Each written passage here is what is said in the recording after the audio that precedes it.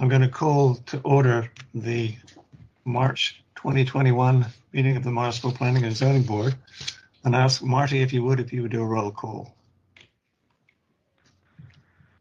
Right. Member Acharya. Present. Vice Chairman Langston. Present. Member Sack. Present. Member Toterai. Present. Member Roebuck. Present. And Member Michael is not present tonight. And Chairman Pritchard. Here. So we have a quorum, sir. Very good. Thank you. I think Josh Michael is hoping to perhaps join us later. He's our alternate, but we have a full voting board. I'm going to move to item 2, which is adoption of the agenda. Any changes from your side, Michelle? No, Chairman, there are not. Okay. Then I'd like to move straight ahead to item number 3, which is approval of minutes.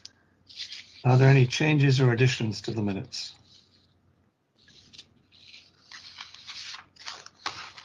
Hearing none, I'd call for a motion to approve the minutes from our meeting of February. I make the motion to approve the February minutes. Do I have a second for that motion? A second. Second. So I think Tim was first, so we have a motion and a second. Marty, would you please do the roll call vote? Member Acharya. Aye. Vice Chairman Langston. Aye.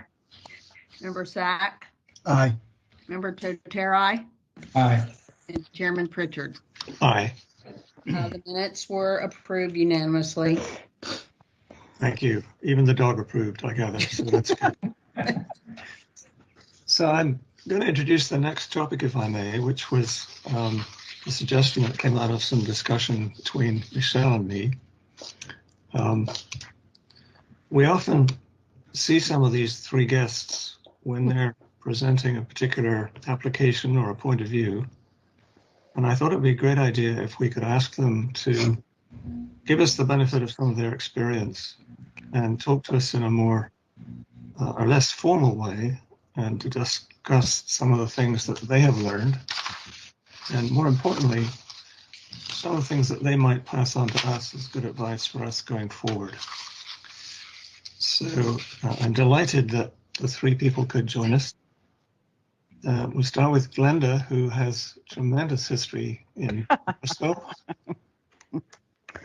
And one of the things I know that you know that very few other people do is how we came up to such weird boundaries between Morrisville and Cary. Yes. So why don't you go ahead, Glenda?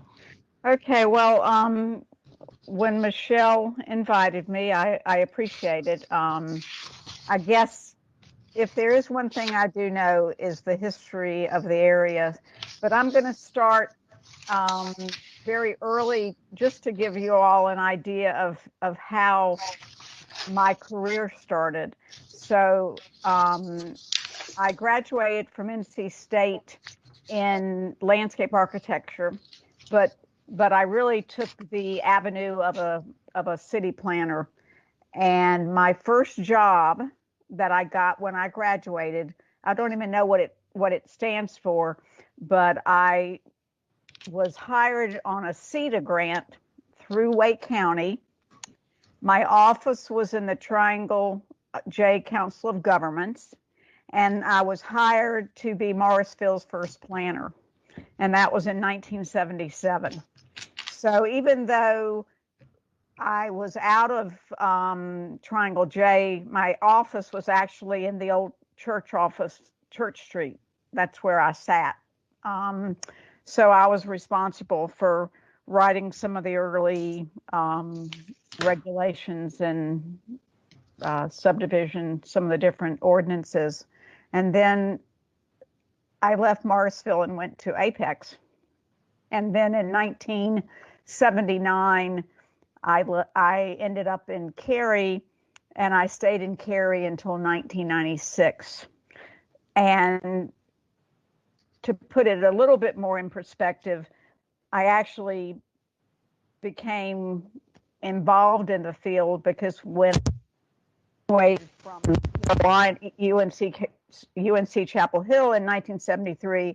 My roommate decided before going on to law school, she wanted to try out city planning, and she got a job in Cary in 1973, which introduced me to the planning field and the folks over in Cary.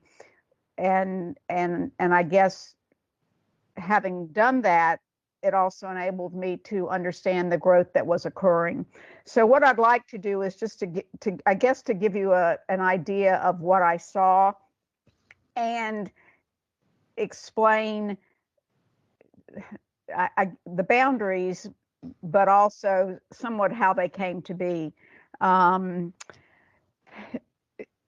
1975, just to give you an idea of how we sort of knew that the area was going to grow, Cary decided to do a special census. And in 1970, Cary's population was roughly 7,000.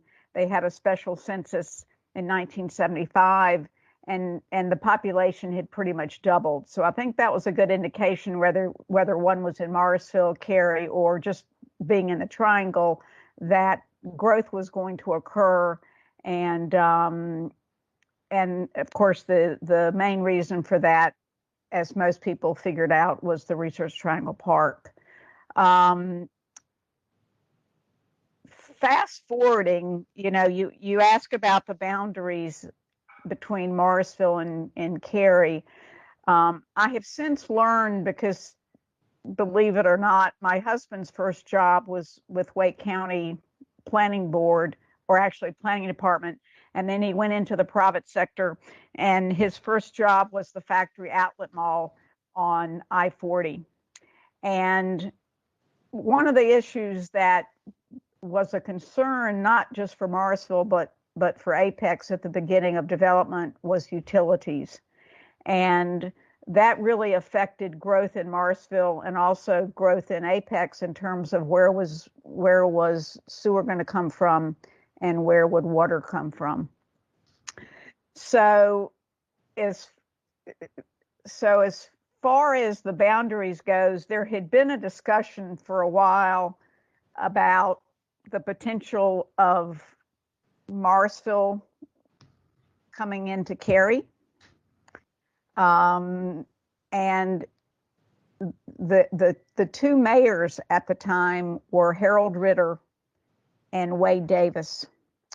So I don't know if any of y'all know Wade. Of course, he has since passed away, but Wade was the mayor of Morrisville and Harold was the mayor of Cary. And the two of them, and I don't know if anybody else was involved in those meetings, but discussions started taking place about primarily over utilities and the proximity, of course, between Cary and Morrisville. Would Morrisville be interested in becoming Cary? And I don't know what the legal ways to do that would be, but basically that was the conversation. And of course, the answer was no. Because of that, there was a request made if there was anybody who had property and wanted to annex into Cary. And I don't know what happened in Morrisville after that, but there was a request for people to see if they would be interested in annexing into Cary. So particularly out by Twin Lakes, where the new Wegmans is, the folks who had a lot of that property started annexing it into Cary, and Cary took, if somebody wanted to voluntarily annex into Cary, then they did. And of course, the other crazy or squirrely boundary is over there by Chapel Hill Road and Cary Parkway. And that is a little bit less clear to me, but those boundaries are also strange. But the land area out west was annexed once it was clear that Cary and Morrisville was not going to come to a understanding, and Cary asked people to annex, and they annexed. So as far as the boundaries being that way, that is how those boundaries out west became what they are today. And of course, as you all know, they don't really make any, there's no rhyme or reason to them. You know, some of the people who live out in Twin Lakes are not very happy to be in Cary because they feel like they're sort of isolated from the rest of the town, which they really are. But that's how that happened. A lot of it really had to do initially with the utilities and the inability to get it. I do know that during the factory outlet mall, there was a sewer line that the city of Raleigh had by the airport, and the city of Raleigh told Morrisville they weren't going to let them tie into that, and they had to tie into a sewage treatment plant that Harold Licton had built for Perimeter Park. So Morrisville just had a difficult time getting sewer, and the utilities became an issue.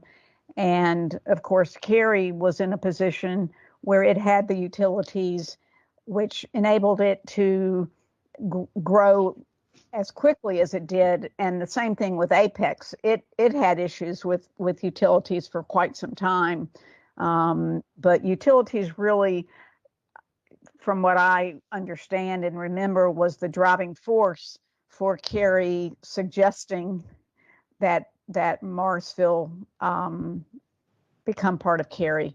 But Wade and Harold did not reach an agreement, and the rest is history. So does that answer that question, how the boundaries got to be the way they are?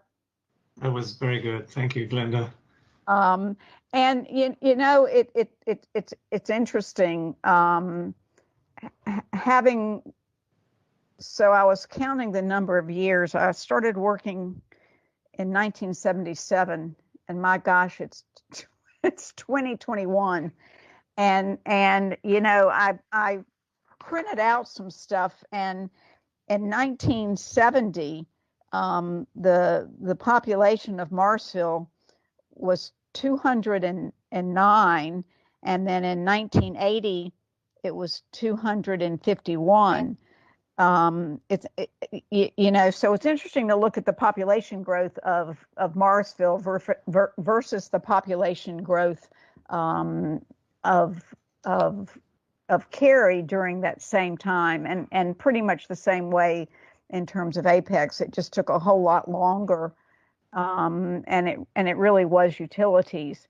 You know, as far as, you know, lessons learned, and I say this very sincerely. You know, I hear people talk about, you know, it's hard to get things approved in Morrisville, or it's hard to get things approved here, it's hard to get things approved wherever. You know, I don't necessarily view it that way. And maybe now working on the private sector, it's because I was a city planner for so many years, and I try to look at it from, and most people know I do this, I really start a project looking at it from the town's perspective, and what they want to see. And what's interesting is a lot of the same issues that are of a concern of Morrisville are the same issues that are a concern of Cary or Apex or, you know, Holly Springs. You know, it's not, you know, it's not very different. And for me personally, I've never taken anything personal. You know, you go into a project, if you get it approved, great. If you don't, you know, it's a difference of opinion, and you move on. But for me, I have I have my love is city planning. I like being in the private sector, but I treat it in a way that I try very hard to come up with, if possible, compromises and answers that are good both for the town and the residents. Obviously, that doesn't always happen, but that's really how I try to look at things. I believe that, I believe that there's a way to make, this is going to sound sappy, everybody happy, and I know that's not true, but I work very hard to direct people in a way that, if they're looking to do something and it's just not possible, I have no problem saying that, this is not what the town of Morrisville is looking for. Why don't you look at something differently? I guess for me, having done what I've done in either the public or the private sector for really 44 years, since I am 70 years of age, it's been an interesting journey watching the communities grow. I often say, and when I drive out west and I'm in Amberley, I often wonder, do people identify with their neighborhood or do they identify themselves with the town? How many people, that live that far away from Cary actually come into downtown Cary and know what's in Cary? So for me, I really look at the area more as a region, and I don't necessarily see boundaries. I just see the area as a collection of homes and businesses. I know there are times in the past, probably back in the 80s, where things were a little bit more territorial. People took things, I think, maybe a little more seriously. I think the relationships between, from what I can see, and obviously I'm not a council member, but I get a sense that there's a really good working relationship between Cary and Morrisville, and people are there to help each other, not try to prevent another community from doing what they may want to do. So one thing that I have seen is when there was a time in Cary where Cary was pretty much, they didn't want to be involved in a lot of extra stuff. They were very content to sort of stay within themselves, not necessarily be active with Triangle J Council of Governments or other regional bodies. But as things, new people came on, things changed. And I think for Cary, I think that the town understood that it benefited from being part of boards and bodies that were looking after the whole area, because everybody benefits by working together versus looking at what's best for themselves.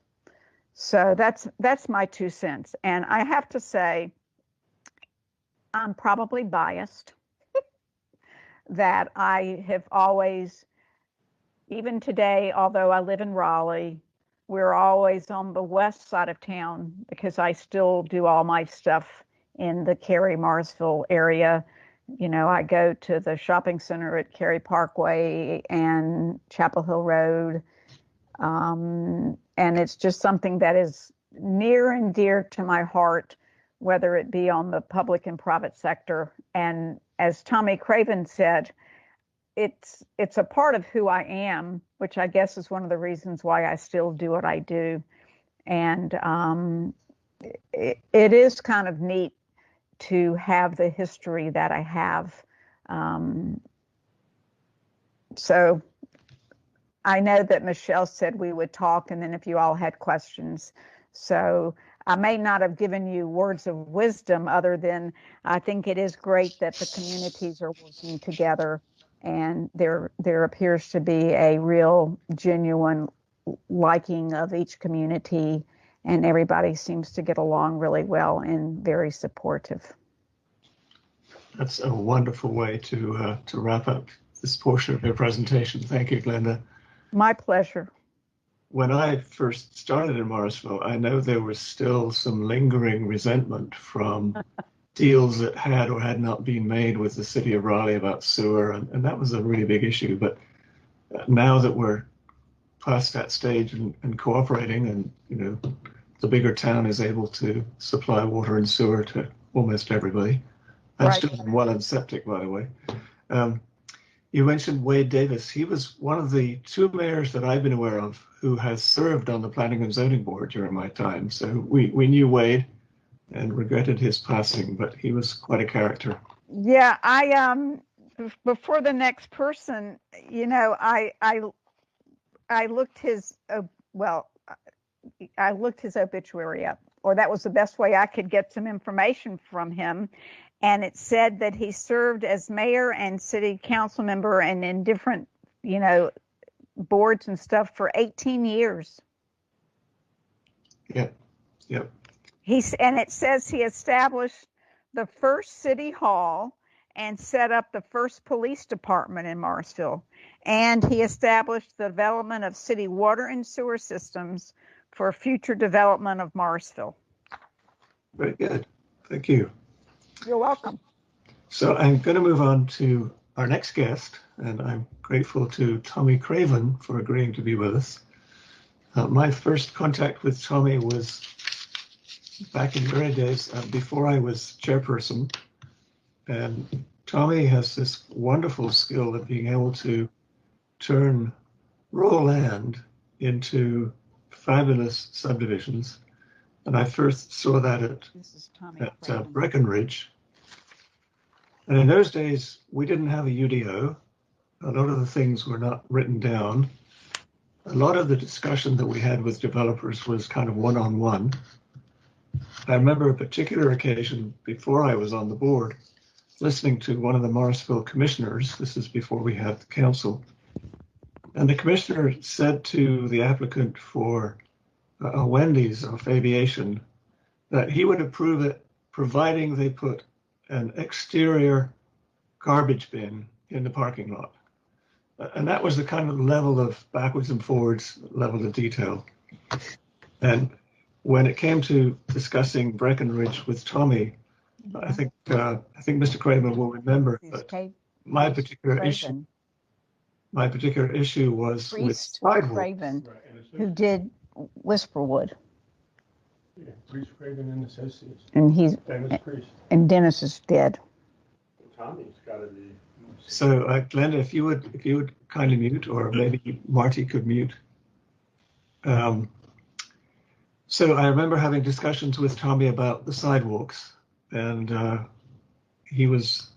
fortunately, he was receptive to that. So we have wonderful sidewalks in Breckenridge, including the 8-foot special use where you can actually have 2 people with strollers pass or go side by side. So, Tommy, I know you've been involved in Morrisville for a long time. Would you care to speak and tell us some of your experience and advice?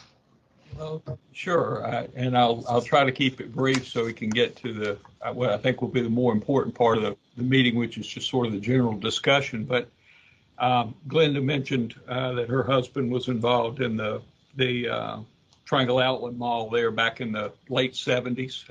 I had the pleasure of working on that. At that time, I was either just out of school or still in school and working with Bass, Nixon, and Kennedy. And that mall was really a unique building and a unique place. That was a great challenge and a lot of fun to be a part of.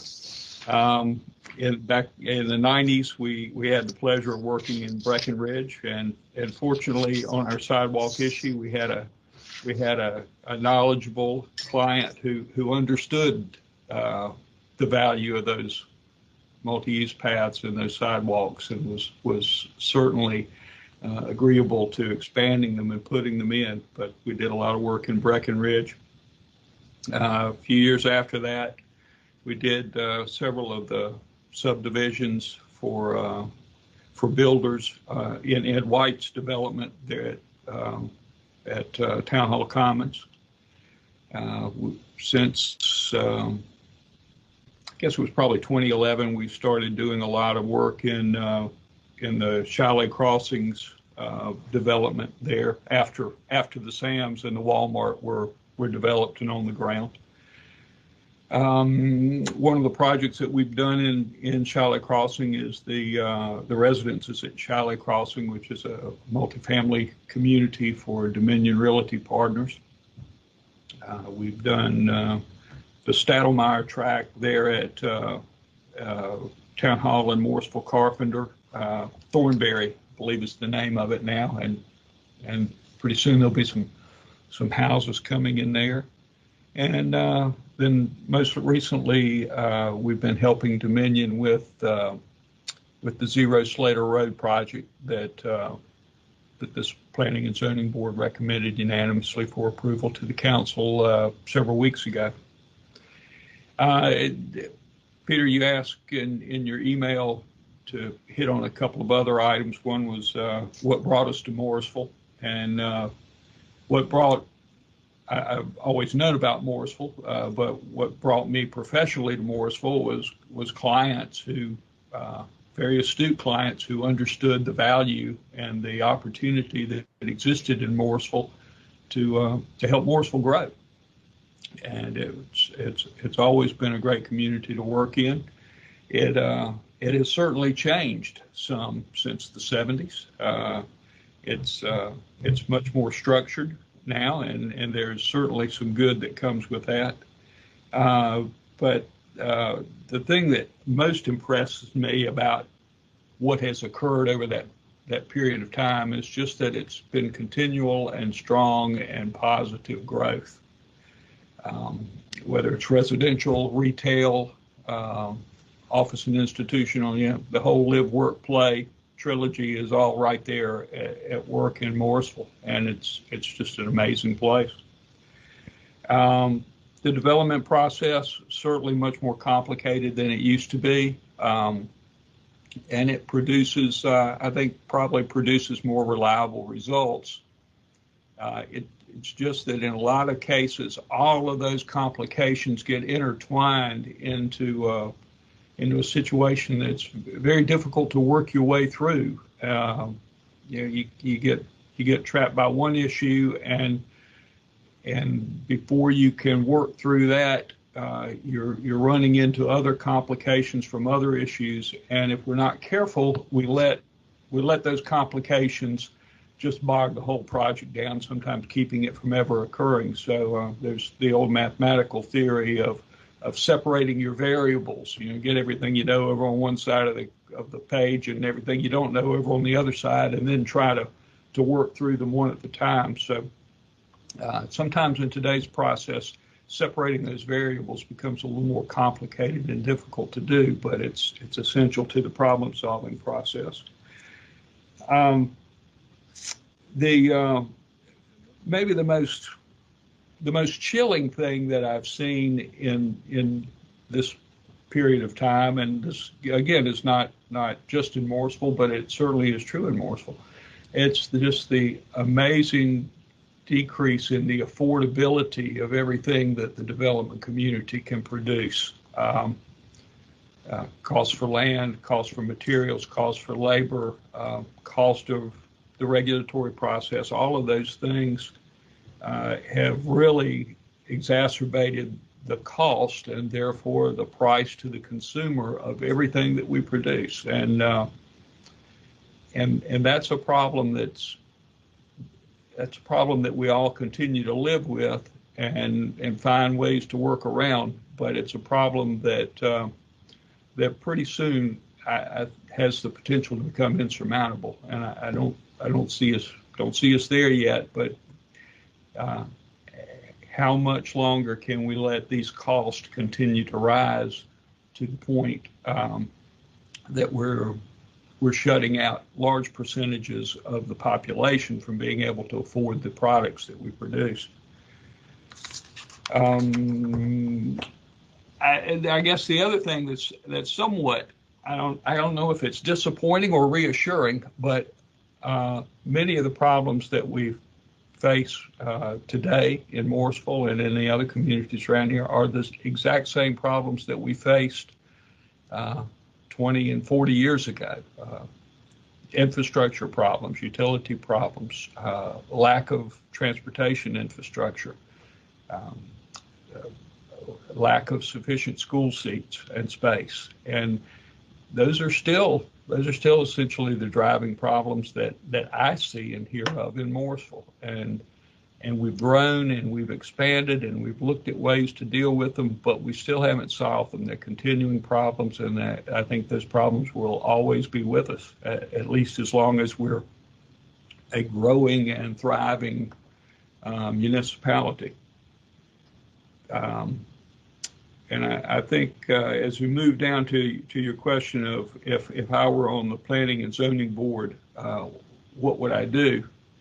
Well, or what would I recommend that you do? Maybe I think I would try to remember that my job is to judge projects that come before us based on the future land use plan and the UDO and all of the various documents regulating growth that have been approved by the council. And that may not always be exactly what I would personally like to have to see done, but the job is to make sure that things comply with those documents and those policies. Then the other side of that is I would also remind you that don't be afraid of a little inconsistency, a little well-justified inconsistency with what you may see in the future land use plan and in the UDO. There are always circumstances that weren't envisioned by those documents, and when you get down to a very specific site, there may be a better way to deal with that site and what goes there than what is what's predetermined by the future land use plan, and there may be a better way to deal with the site constraints there than perhaps what's in the UDO. So don't be intimidated by a little well-justified inconsistency plans. The other thing I would suggest that you do is to never forget that the brutal and unrelenting laws of economics are at play in everything that comes before you on that Planning and Zoning Board. And there may be times when you don't understand why a proponent is doing what they're doing. Oftentimes, that's just an absolute result of the economics of the situation, and you can do something at one price, you can't do it at another, and it's all those constraints are built into the financial performance that govern these projects, and they are going to rule, because without them, the money's not available to put these things on the ground. And then the last thing I'll say, and then I will quiet down and listen to Ed. But if ever you begin to feel burdened by by the problems and the challenges of the prosperity that we deal with here, get in the car and drive for about an hour and a half east of here and roll into some of these towns that are just devastated by a lack of opportunity, and try to imagine what it would be like to live there with your family, and buy something while you're there, and then get in the car and head back to Morrisville with a big smile on your face that you're part of a community that has been blessed with just great opportunities, and you've made good use of all of them. Thank you very much. Thank you, Tommy. Good things to think about. So now we're going to move to Ed White. And without too many personal stories here, but when I moved to Morrisville in 1994, I bought my house from the then mayor, who was Ernest Lumley. And he told me, jokingly of course, that if I bought his house, I'd have to become mayor. I'm currently sitting in his former office. There's no way I wanted to be mayor or could. But when I had known Ed White for several years, it turned out that Ed had bought the land on which my house originally was standing. And Mayor Lumley had gotten the house free from his friend because Ed didn't want the house, he just wanted the land. So the house was free as long as Mayor Lumley would move it. And apparently the first place that he wanted to move it to was the wrong side of a large power line. And it would have cost something like $20,000 just to jack up the power line to get the house underneath before he could move it. So the house I'm in is currently on his second choice of lot in Holly Creek. And it wasn't until I'd known Ed for several years that I discovered that he knew more about the house than I did. So that's kind of a weird introduction, Ed, but you have been active in the town of Morrisville for many years, and looking forward to what you have to talk to us about tonight. Peter, thanks so much. I had a small PowerPoint. Can you pull that up by chance? Michelle, do you have it? Or Peter, do you have it? I'm not driving, so. There we go. We got it here. Great. And again, this is no, that's good. This is not death by PowerPoint. First off, Peter, thank you and Planning and Zoning to let me participate tonight. I will start by saying I never let facts get in the way of a good story. So if you see some facts and they don't match up totally, just kind of set those aside. and this is, I'll tell you, this is also the first time I've had a chance to speak to Planning and Zoning where I'm not in front of you with something either land use, zoning, site plans, construction plans, all those things above that Tommy was talking about a little bit earlier there. I am a real estate investor and developer. I've been involved in Morrisville probably 35 years, and I call it a partnership. And as I go through this, I think you'll see why I say my relationship is really a partnership with Morrisville.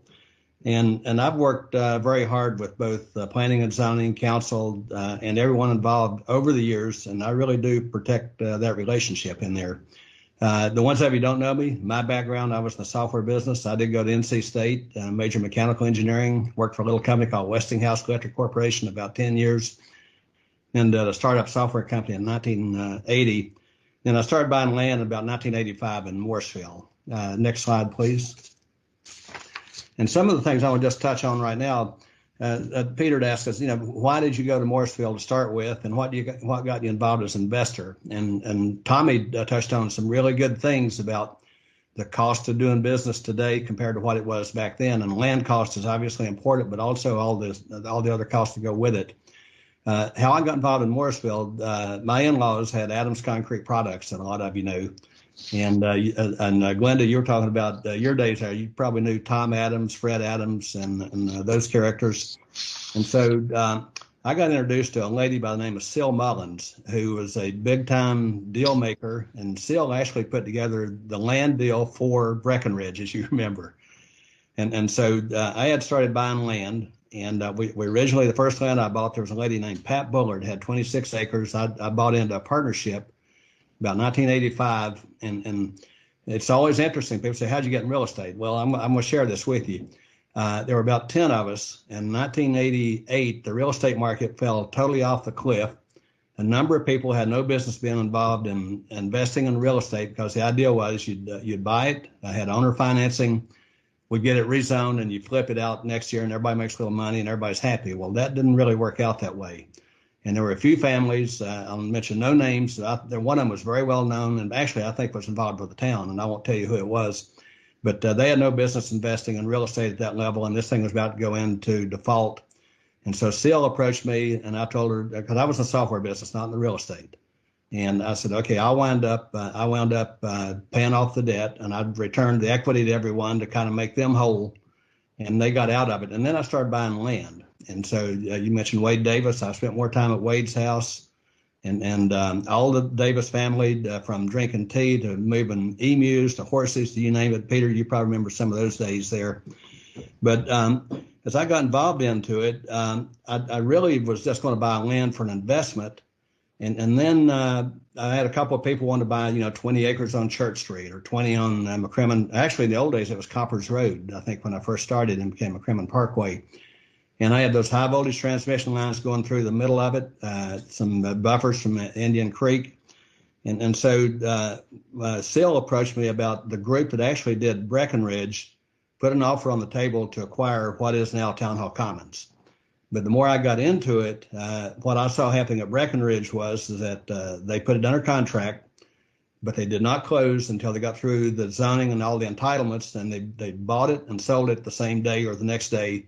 So they flipped in and flipped out and walked away with all the upside, with very little skin in the game, to be honest with you, for a project that big. It's 250 acres. I think they bought it from Tim and Ted Clancy, if I remember correctly. And so with that going on, I decided that I would master plan 280 acres, which became Town Hall Commons.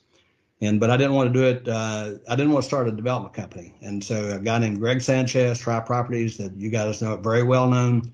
I got to know Greg, and Greg became my development partner. And so I've worked very closely with him on a lot of projects. And so he's still very much involved with me. And so a lot of times you'll see Tri Properties, but I'm the one that's behind it.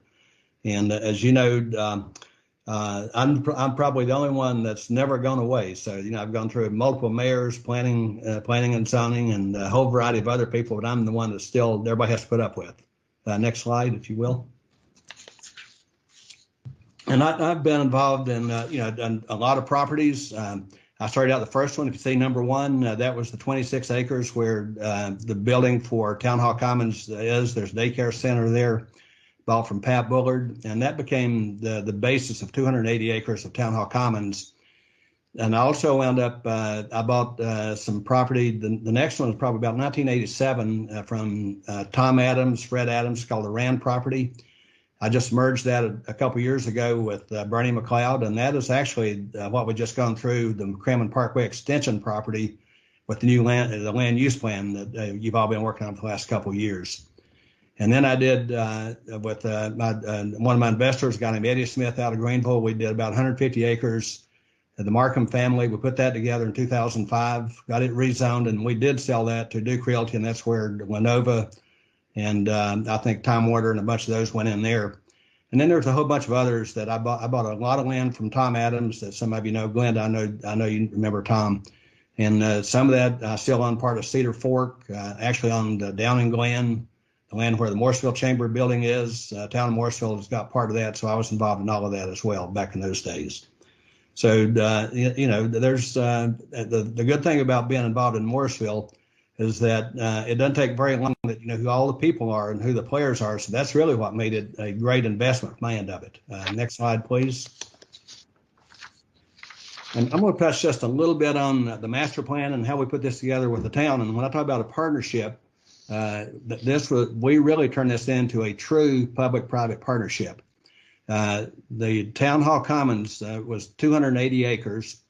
And we're going to do about 100 acres was commercial, and the rest of it is going to be residential. We did carve out 26 acres, became Cedar Fork School. And the interesting part of it is that we border RTP to the north and to the west. Dyson Pharmaceuticals has their corporate headquarters and office building there. And so the idea was we transitioned from the park down through retail and then ultimately on down through residential.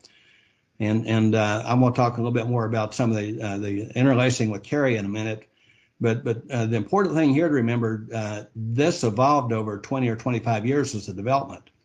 And so what we started out, the commercial office space really changed, and it really went much more residential. And Tommy talked a little bit about flexibility, and that has absolutely been important in Town Hall Commons, in my view, from what I've done with my investments as well as the town.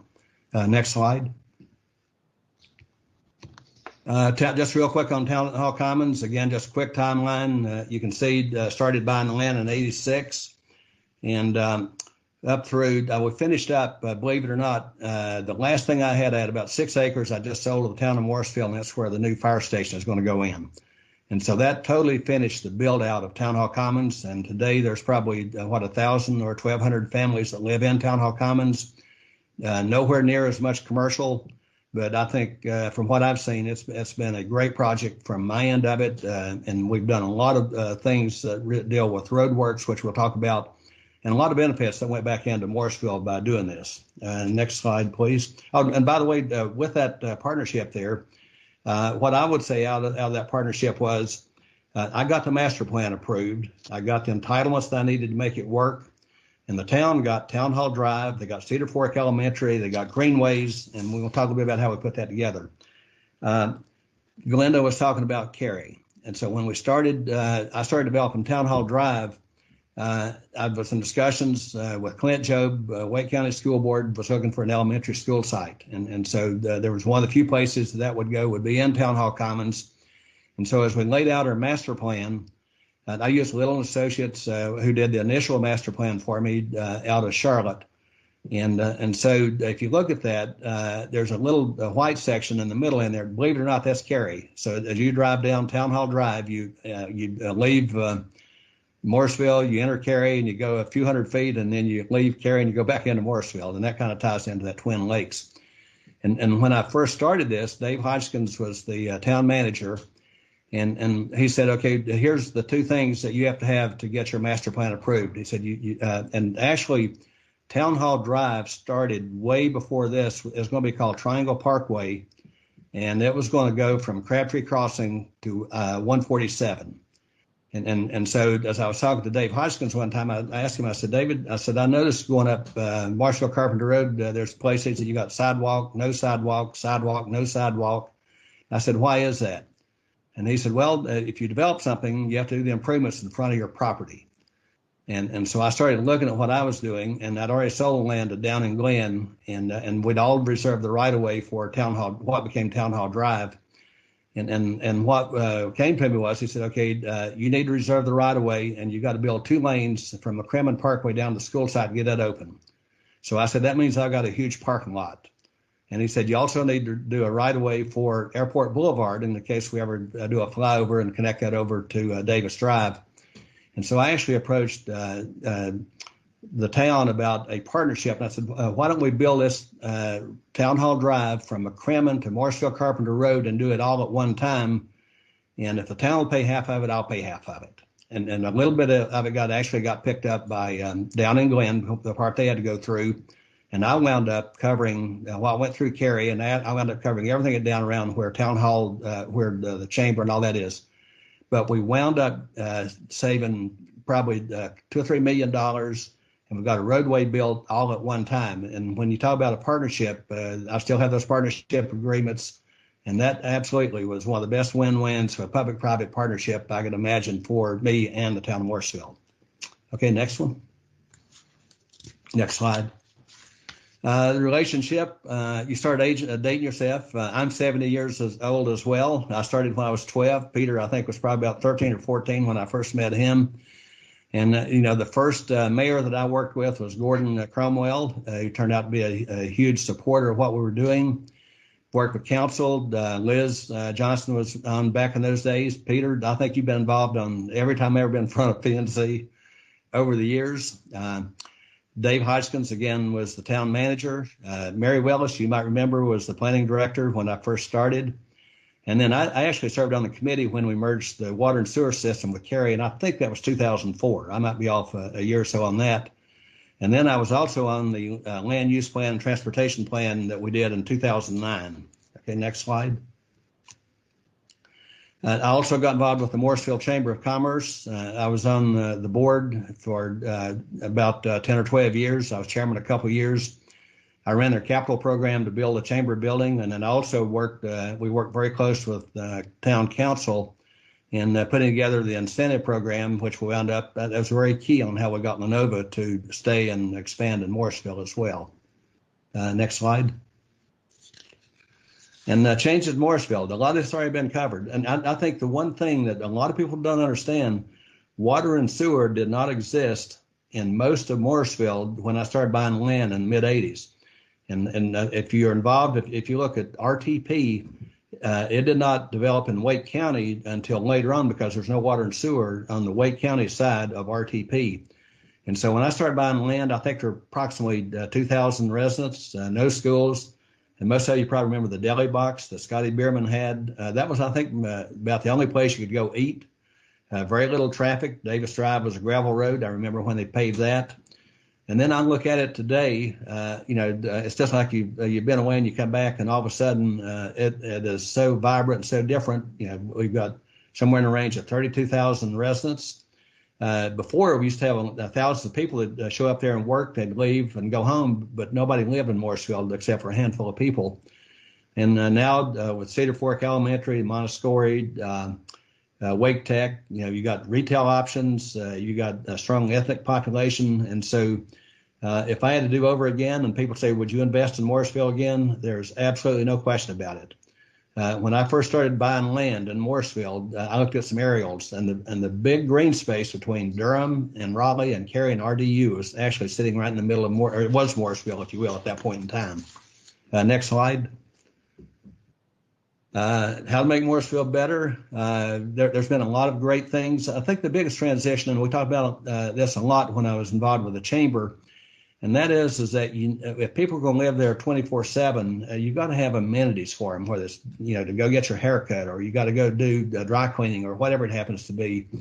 And so I think a lot of what's been evolving over the last few years has been meeting the needs of people that live there 24/7. It keeps the sales and use tax dollars in Morrisville. But I think you got to also never, ever forget that Morrisville is the heart of the triangle. And so you can't talk about Morrisville without talking about what it means to RDU, to RTP, and everything else. And that is very true for economic development, also very true with things that deal with traffic and other infrastructure issues around that. But I had the opportunity to go to Wendell and Nightdale and a bunch of others when I was president of the chamber. And at that time, we probably had about a 60 or 70% commercial base and the rest residential. And they were about 90% residential and 10% commercial. And they would have given anything to have swapped out with Cary. I mean, to swap out with Morrisville, if you will. Next slide. If I were on P&Z, first thing I'd do, I'd ask Peter, I'd say, I don't know what you must have got pictures on me when I was doing something I wasn't aware of to get on P&Z. Seriously. P&Z, I look at PCB and the members as very much like council. You really do need to understand the ordinances and how they apply to all the approval processes, whether it's land use, zoning, or whatever. And I've been caught up many times where the interpretations were different. You got to be willing to make decisions that work on both sides. And then you got to also understand, where I already mentioned where Morrisville fits in relative to the triangle, and these decisions are relative to the triangle. It's just not a little island sitting up there by itself. Next slide, which I think is the last one.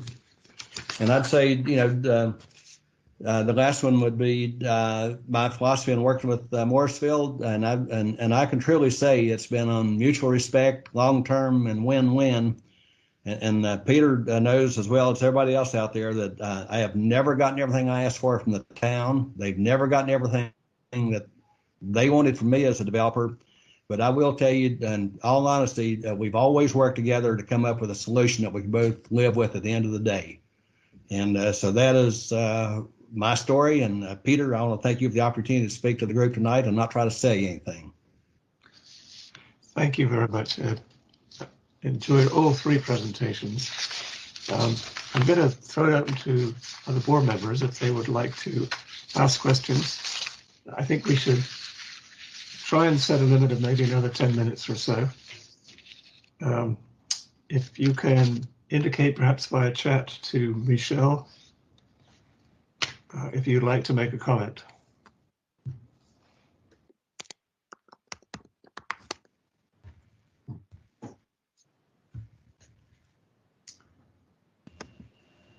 Vice Chair Langston. Thank you. I just want to say, Ed, where were you a couple of years ago when we were trying to get Crabtree Crossing land reserved? That's a good question. I fought that battle on both sides. When that first started, the reason that it did not go across to Crabtree Crossings originally because it had to cross some wetlands and they did not have the environmental assessments and things to make that happen, Lee. And then there got to be very strong opposition. If you go back a little bit farther when we first started building everybody wanted that connection over to Crabtree Crossing. And then all of a sudden there got to be a group living in that area who got violently opposed to it, and it became a very political issue. And I had a number of discussions, with town manager and also the fire department and a lot of others that it made a lot of sense to solve an issue of getting people off of 54. But that was one, there was a no win. And I feel sorry for everybody having to deal with that one, but it did become a political hot potato. Yeah, I agree. That was more. No, it's a good question. I mean, because I was born here, and so I know a lot of this history too, and I remember all the different. Maybe we'll get it the next time. Yeah, I personally think it still should be there. I really think that it solves problems. If I lived there, there's no better way to get to 147 or to get to 540 than to come up Town Hall Drive, and with the new McCrimmon extension over to Evans Road, that gives another avenue to get people around Morrisville. Yeah. Agreed. Thanks. And it's interesting to hear the history. I mean, because again, I'm from the area. I remember a lot of this from the outside. I lived in Breckenridge. It was one of the first few houses out there. And actually, I've worked, I used to be in commercial construction and actually built Morrisville Community Park. So I appreciated everything that everybody had to offer. Thanks. Great. Thank you.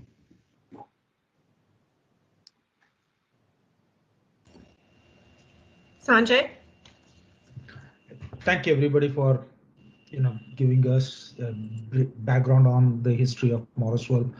I did have one question for Tommy. You mentioned the rising cost and of construction and developing a property.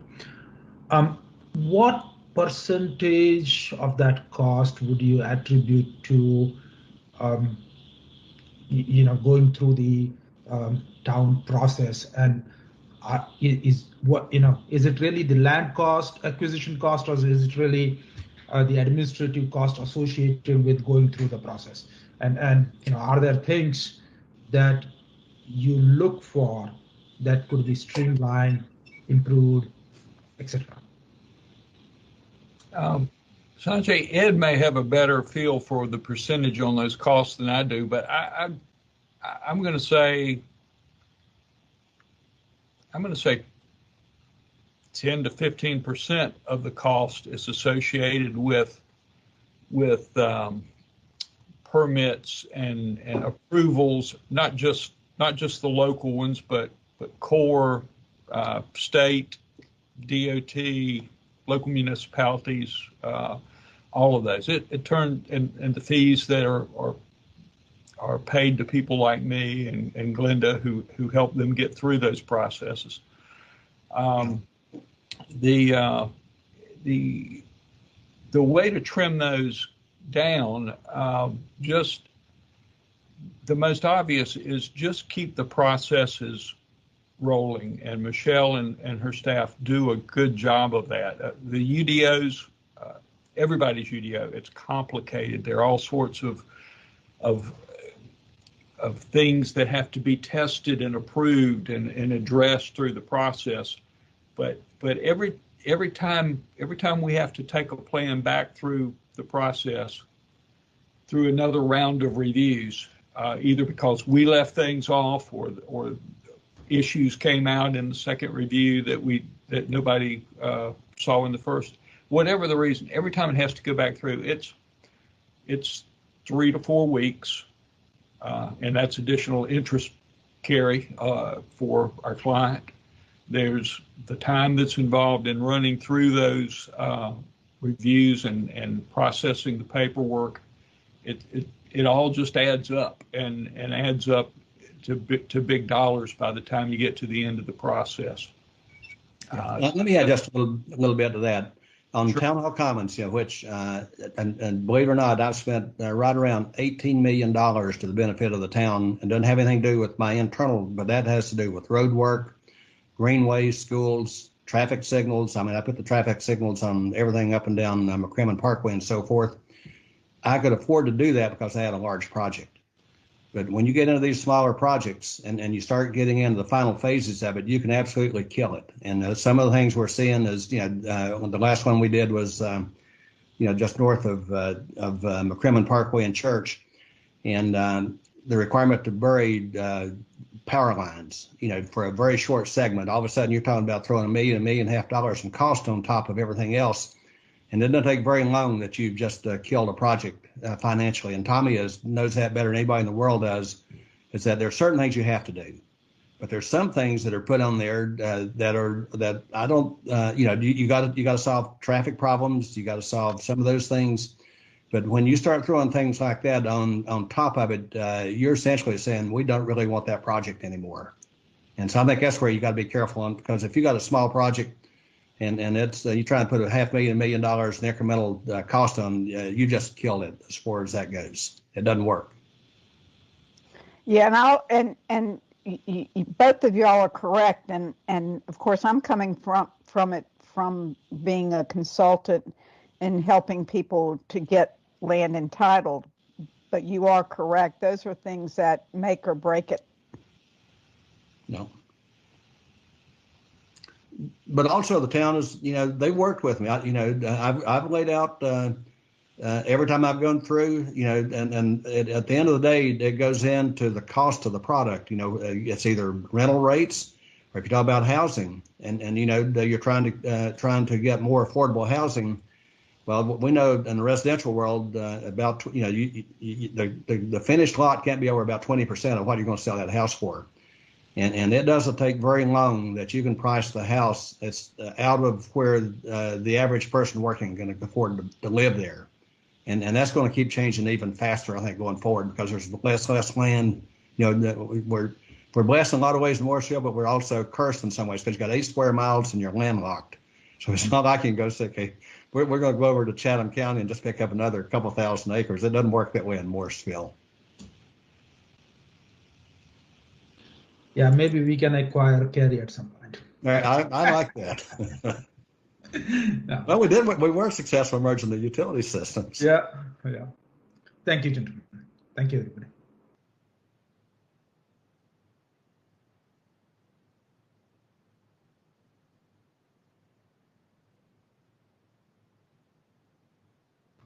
I will unmute and then say again, would any other members of the board like to join in the discussion?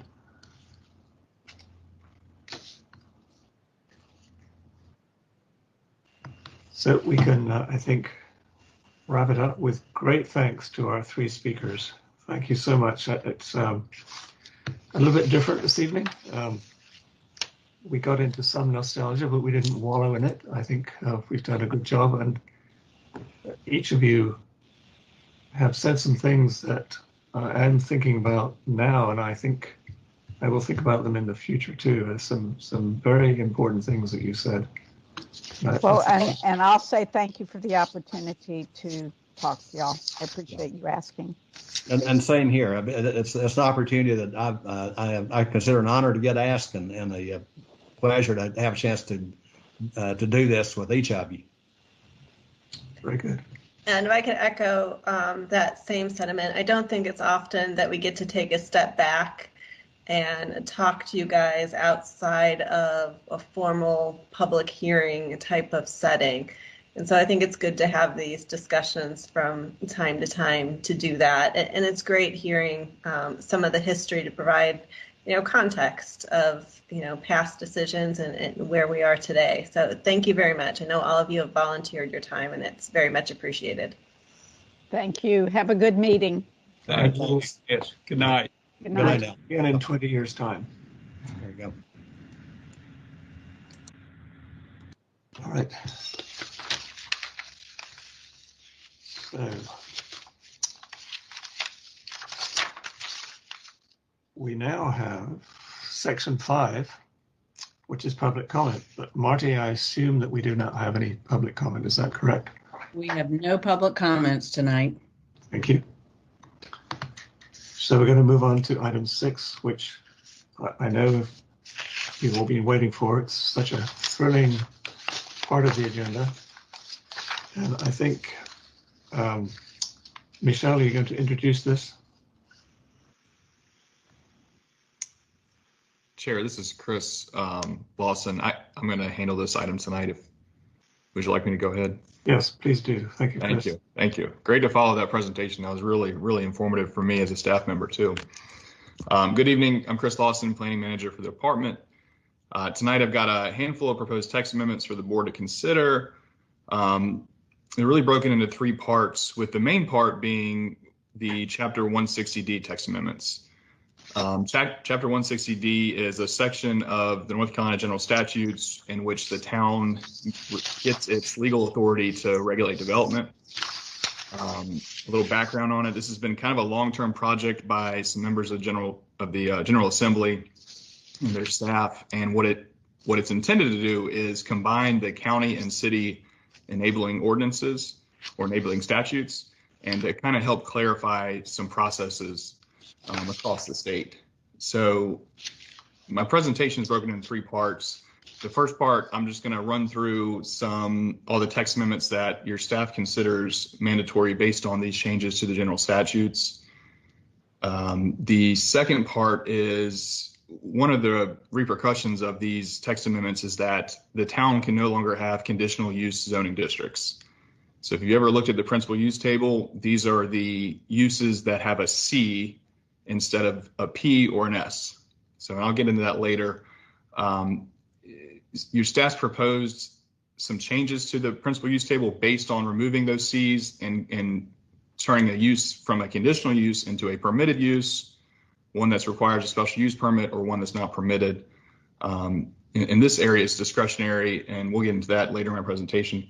The third section is discretionary text amendments, which staff feels are either cleanup items or non-controversial. And these are covered in my last few slides and are entirely discretionary to the board and ultimately town council. So let me just jump into it.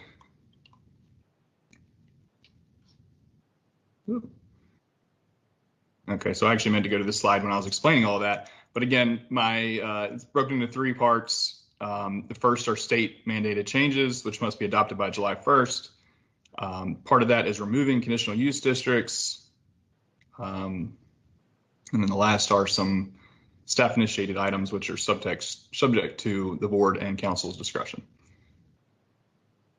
So with the Chapter 160D, there are a few notable process changes, and I've highlighted the biggest three on this slide. The first one is no longer will land use plan amendments be required. So if you'll think back to rezonings you've heard, and I'll hit on the one I presented a few months ago, sometime last year, for Holly Creek Road, 101 Holly Creek Road, which is a medical office.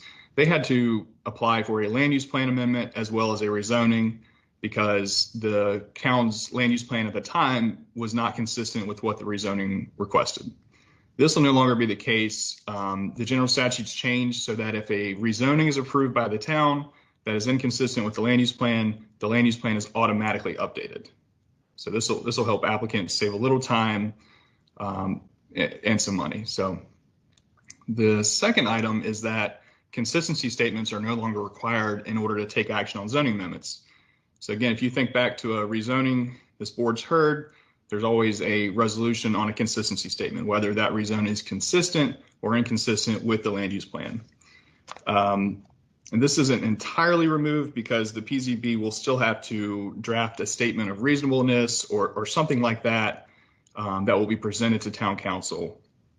And I think what staff has decided is that we're going to continue to draft a draft motion and maybe make it a little more formal and have the chairperson sign it and present it to town council as a rezoning works through its process. The final major change is that previously a rezoning ordinance required a supermajority of town council to be approved on the first reading.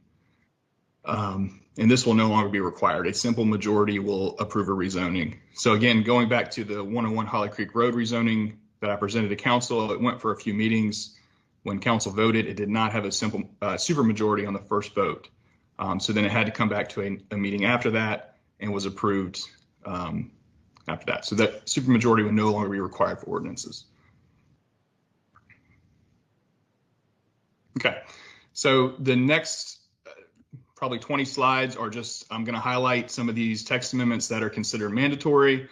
I'm not going to get in too much detail, but I'd be happy to stop and discuss or provide clarification. Can also come back after I finish this section.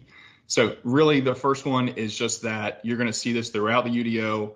or updating references to the general statutes to keep it aligned with 160D. Previously, if you'll see on the slide, 160A was where the town received its legal authority to regulate development, now 160D. Throughout 160D, there was a lot of clarification. There was a lot of updates to things like conflict of interest. Previously, I don't think staff had a statute, dedicated to a conflict of interest. Now we do. This is shown at the bottom of the slide, and it really matches a lot of the stuff that appointed or elected officials have to comply with also.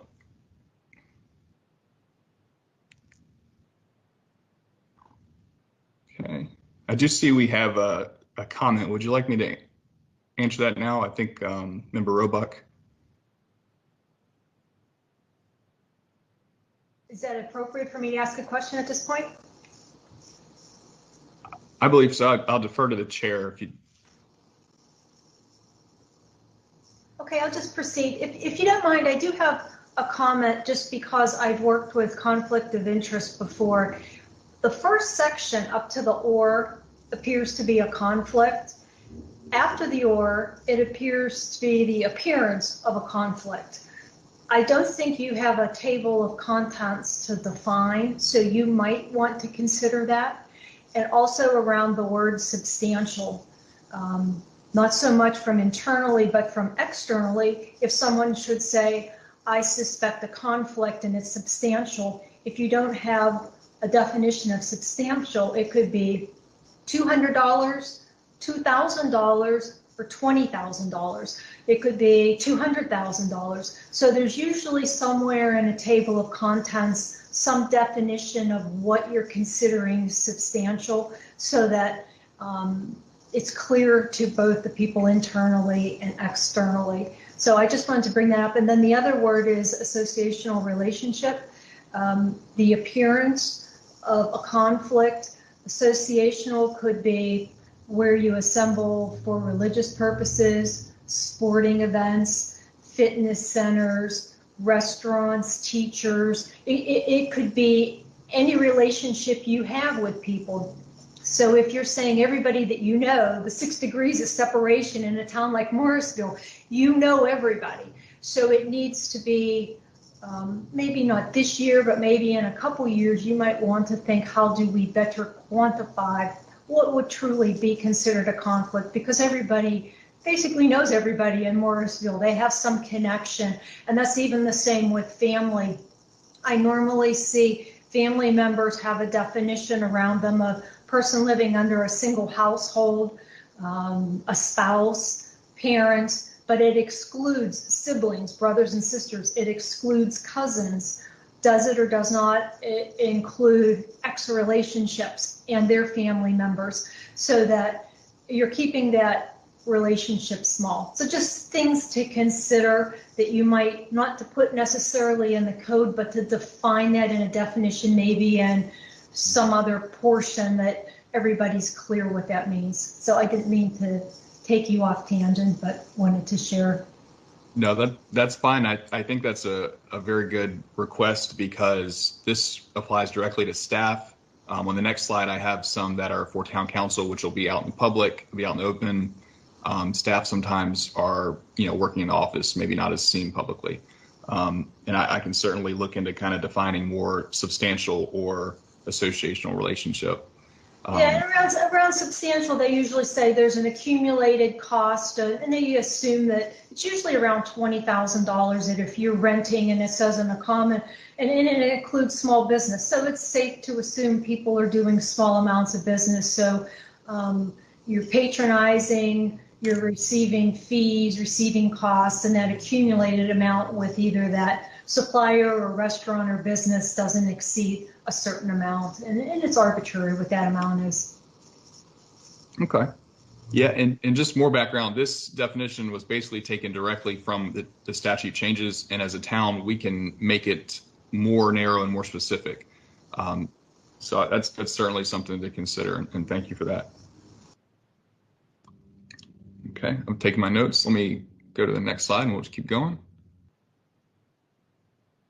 So again, conflict of interest, this one specifically for town council, letter B here, that a lot of the same language that we just discussed, but they won't vote on a zoning amendment if they have that associational relationship.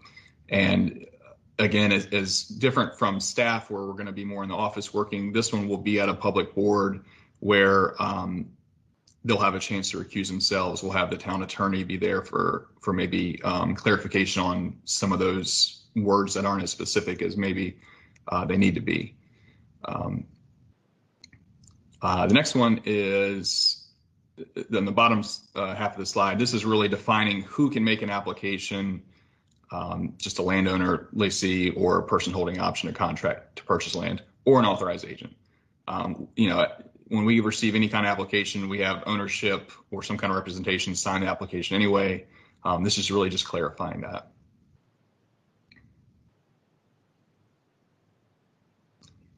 Okay, this slide deals with our public notice requirements, really just two changes. The first one on the top left is if we do have a comprehensive plan amendment, this just identifies the kind of notice that it has to go through. And then in the middle of your slide, this clarifies that for rezonings, we as staff have to put out public notifications at least 10 days before a hearing, but not more than 25 days.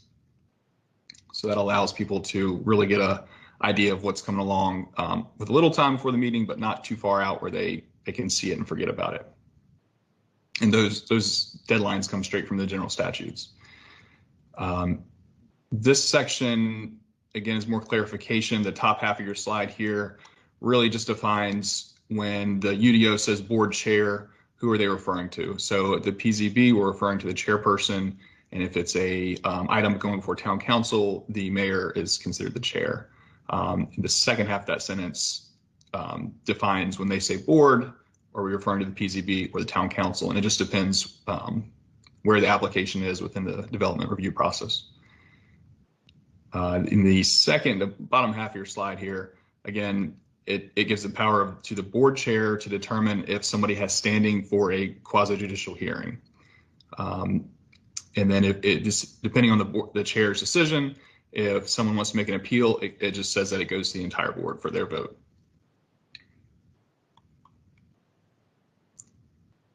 Okay, so the top half of your slide here doesn't list out the specific text amendments, but it's a few different application types in which staff clarified that if a development permit is approved by town council, sorry, I'm stumbling on my words. If a development application is approved by town council, previously, if they were going to raise the number of residential units by 20%, staff had the authority to approve that. That will be removed. So if town council approves a rezoning, a special use permit, something like that, the applicant has to go back to town council for approval to raise the residential density. The second half of your slide, the bottom half here, again references that a comprehensive plan amendment is not required if a rezoning is not consistent with the comprehensive plan. Again, that's automatically changed if the rezoning is inconsistent and it's approved by town council. This is more language just from the general statutes. It really helps clarify when special use permits are to be approved and what kind of evidence is supposed to be taken in consideration. It also clarifies that the applicant must provide written consent to conditions placed on the approval. So that's very similar to a conditional rezoning that the applicant has to agree. This just clarifies that the town has to have it in writing. This deals with subdivision approvals. It's part of the general statutes. It's a little tricky and confusing, but it's taken directly from the general statutes. Basically, it clarifies that if a parcel of land meets this specific requirements, the town can only require a plat for recordation. So this is taken directly from the general statutes, and I'll be added into the EDO.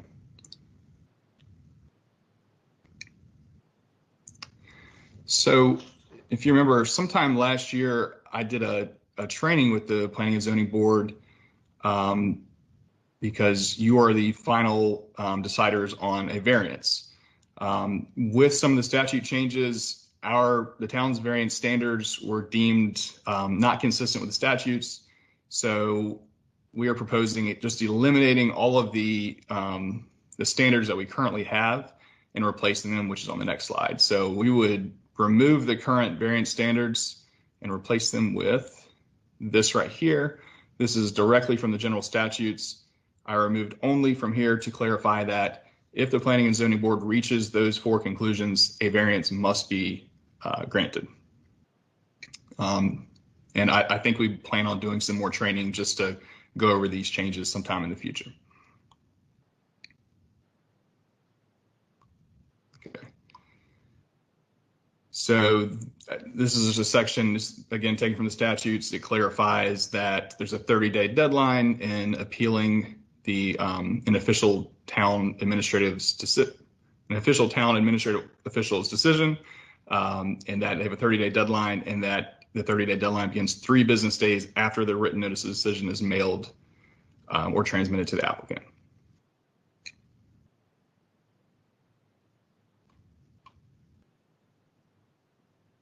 Okay, this section deals with development agreements, and it clarifies that development agreement can be a rezoning, subdivision, or site plan, and not just a rezoning. Okay, so this section is proposed to be entirely removed. This is a section that deals with rezonings, that if a developer were to give the town certain additional contributions, the town would allow for certain, either increased density, reduced setbacks, something like that. And the reason we really remove this is with some of the clarifications. I think the town attorney kind of decided that this was more of a quid pro quo, really kind of bordering the boundaries of legal or illegal zoning. So we're just proposing just remove this entire section, 3.1.4, entirely. And I'll say in my time with the town, been here about 3 years, this has never been proposed by a developer anyway. I think it's a little used section of our UDO. And so with that, I had to go through the zoning district section and remove the development incentives from each zoning district that it was in before. And so that's the next few slides, just removing those incentives.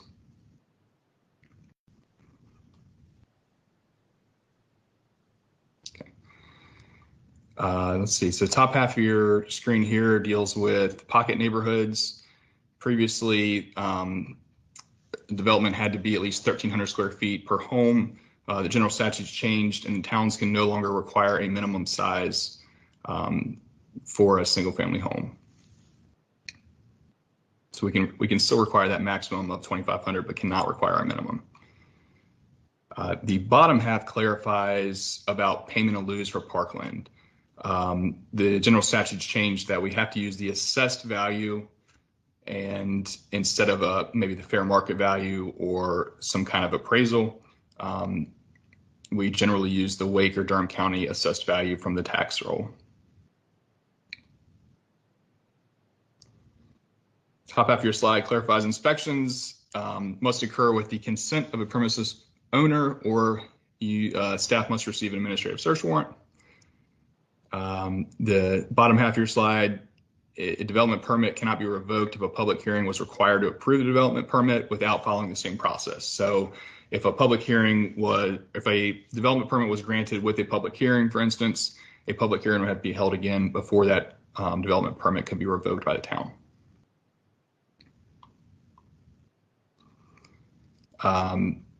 Again, just some definitions from the general statutes that we were required to have in our UDO. This is sleeping unit, word for word from the general statutes.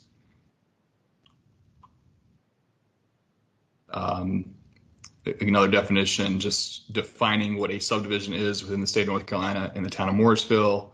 A division of tract in terms of the will would not count as a subdivision, so that could occur without having to go through our subdivision process.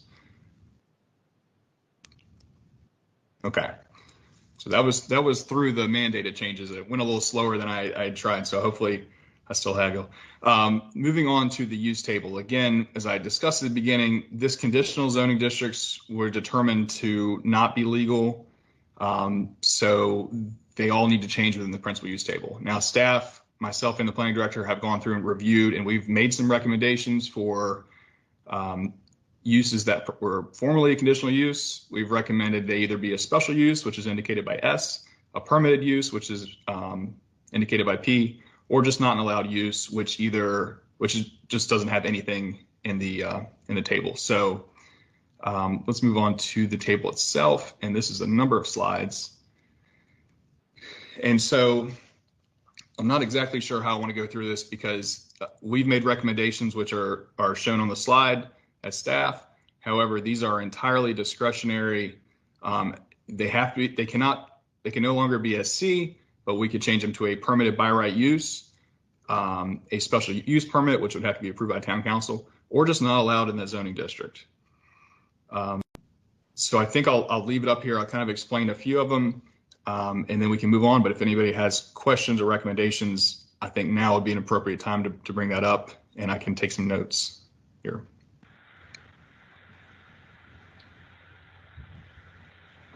Chris, maybe it would be helpful to walk through a case of how this has changed. So if we look at something that was recently done that was in a conditional view and now was changed, I think a lot of just pull out one of the first examples around that within the residential uses that there may have been a complex that.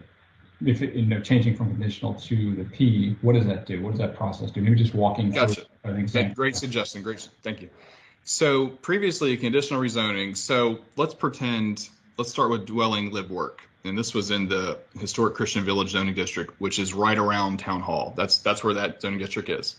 So previously it had a C, which meant that even if a property was already zoned historic Christian Village, they still had to apply for a rezoning to allow a live, work, dwelling unit.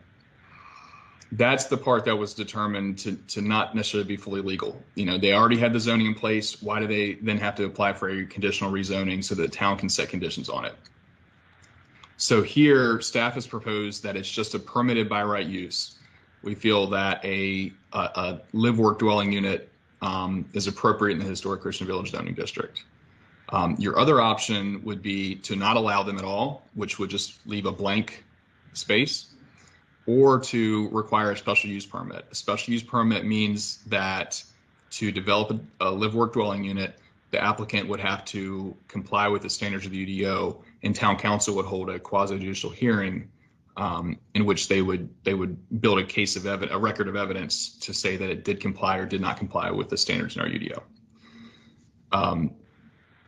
Again, you can see across the board, staff's recommended that these be permitted in some of the other districts.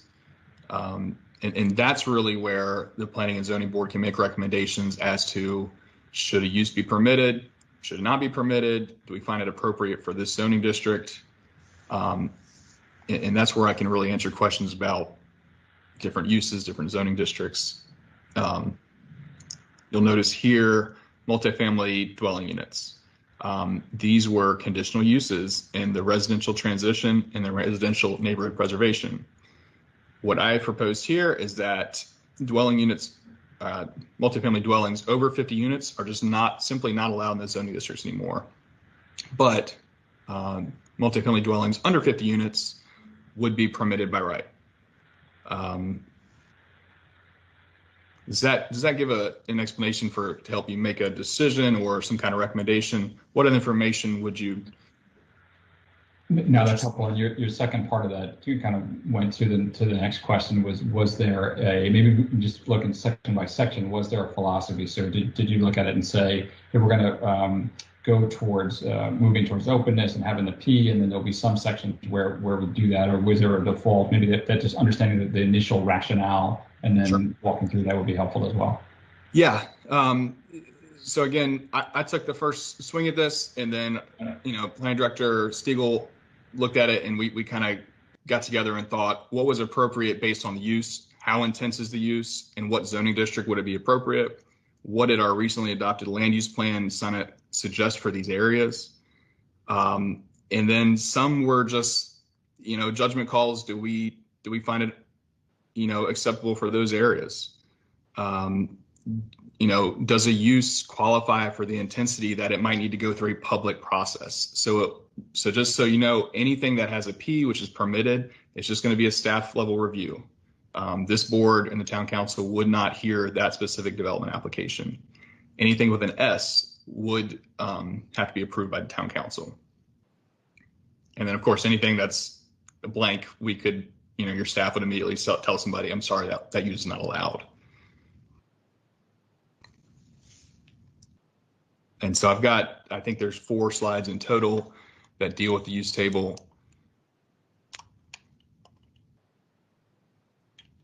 And if you'd like, I can flip to the next slide, or if there's comments on this one. Chris, I think it would be appropriate if you did carry on. I did go through all of these. I have a question that might come up later. It's about mobile classrooms, but you can deal with that. Okay. So let's keep going. So this is the second page, and just some highlights I think we'll notice is place of worship community. These were previously conditional uses. I forgot to put a P, but these would be a permitted, these would not be allowed in these zoning districts, sorry. So previously, a community place of worship, which is a place of worship over 8,000 square feet, would have had to apply for a conditional rezoning in the residential transition and in the residential neighborhood preservation. Now we're proposing that they just are not allowed due to their size in those zoning districts. Another highlight, emergency services were previously a conditional use. We're now proposing they're just allowed by right. You also notice for any type of school that was previously a conditional use, we're again now allowing it's just by right. Hey, Chris, could you, I often get confused between residential transition and residential. Could you give us some examples of what those places are? What area would you consider residential transition and the preservation? Certainly. So we'll start with the neighborhood preservation, the RMP district. That's going to be your right off 54. There's Green Drive, Fairview Avenue, Sunset Avenue, and Clements Drive. Mm-hmm. And that zoning district is titled neighborhood preservation because these are some more of the older neighborhoods in Morrisville. And that zoning district was kind of designed to prevent large commercial development, maybe large scale multifamily housing, and preserve some of the neighborhoods that have been in Morrisville for decades. The residential transition, and these are both smaller zoning districts in town. The residential transition is along Aviation. This would be your neighborhoods, Cotton Place, the Thornberry subdivision right across from Town Hall that's under development. And the most recent property rezoned to it was the Chabad rezoning right next to the Thornberry development near Town Hall.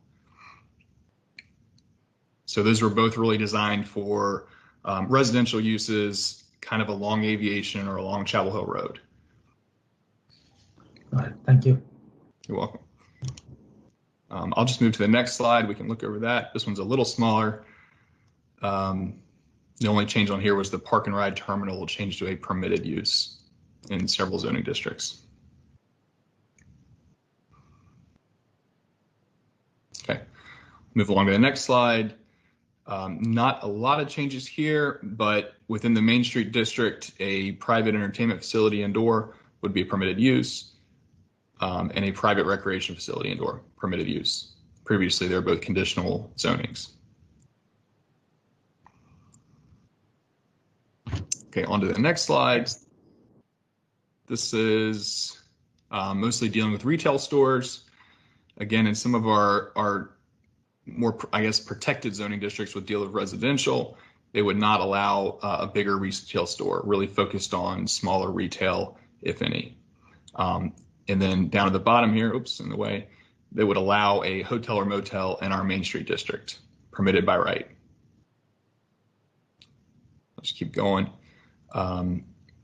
This just has one change on this slide. This would no longer allow a mini storage kind of development at all in our town center commercial zoning district. Okay, so that is the end of the principal use table. I wasn't really sure how to present it. I don't know if I did the best job. What kind of questions do you have on some of the changes proposed? Is there any more, informational items you'd like to know? Or are there any recommendations for items you saw that maybe should have a different, should be permitted, should not be permitted, or should maybe be a special use permit? Chris, to sort of make you go back, could you go back to the place of worship? Just 3-4. Place of worship right here. And could you explain again the difference between community and neighborhood place of worship? Certainly. So a neighborhood place of worship is under 8,000 square feet.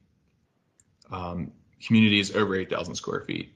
The other big distinction between the two is that a community place of worship, which is the bigger one, has to be located on a property that's adjacent to a thoroughfare. So these are some of your bigger roads through town. The general thought being is that several times a week, they're going to have a large load of traffic at certain amounts of time, and they need to be located on a larger road. Okay. But overall, one is under 8,000 square feet. Community is larger than 8,000 square feet. Right. Thank you. That's clarified it. I had in my mind it was the other way around. The smaller one was first, but the smaller one is second. Okay. So just on that, right? You currently have permitted neighborhood worship place in the neighborhood preservation section, right? Mm-hmm. Correct. And, if we are trying to preserve the characteristics of existing or old neighborhoods, what was the rationale for allowing a new place of worship in that space? Yeah, great question. I'll start with the 8,000 square feet cutoff. I don't know where that number came from originally. I don't know if it was a magic number for a certain traffic threshold or something like that. As far as a neighborhood place of worship, the intent was to be located near a neighborhood, maybe within more of a walking distance. A recent example was the Chabad that's near the town center that, this board recommended approval of the rezoning. That would be considered a neighborhood place of worship right next to the Thornberry neighborhood. And really, I think it's a lot to deal with parking and traffic near a neighborhood.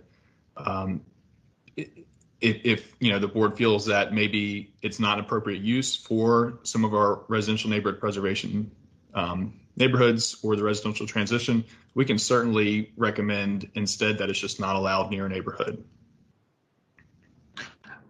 I mean, we want people to walk to places of worship and things like that, but I'm just trying. I always struggle between if our goal is to preserve, then how much within that neighborhood do you want to go and redevelop? That's where my struggle is, because if we are now going to have a place of worship, of course that adds more traffic and everything else to that space, right? And we are not going to allow then the other usages of creating let's say a small business to be out there, so that you could get a neighborhood kind of feeling in that place. So that's always a struggle, right? And I could go either ways. I mean, I don't have a problem keeping it as a permitted use.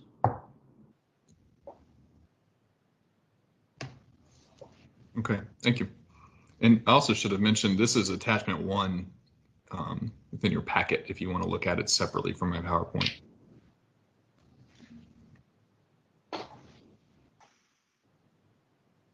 And I can scroll through again. I can provide any more clarification that you might need at this time. Does anybody else have any sort of questions or lingering doubts about some of these reclassifications?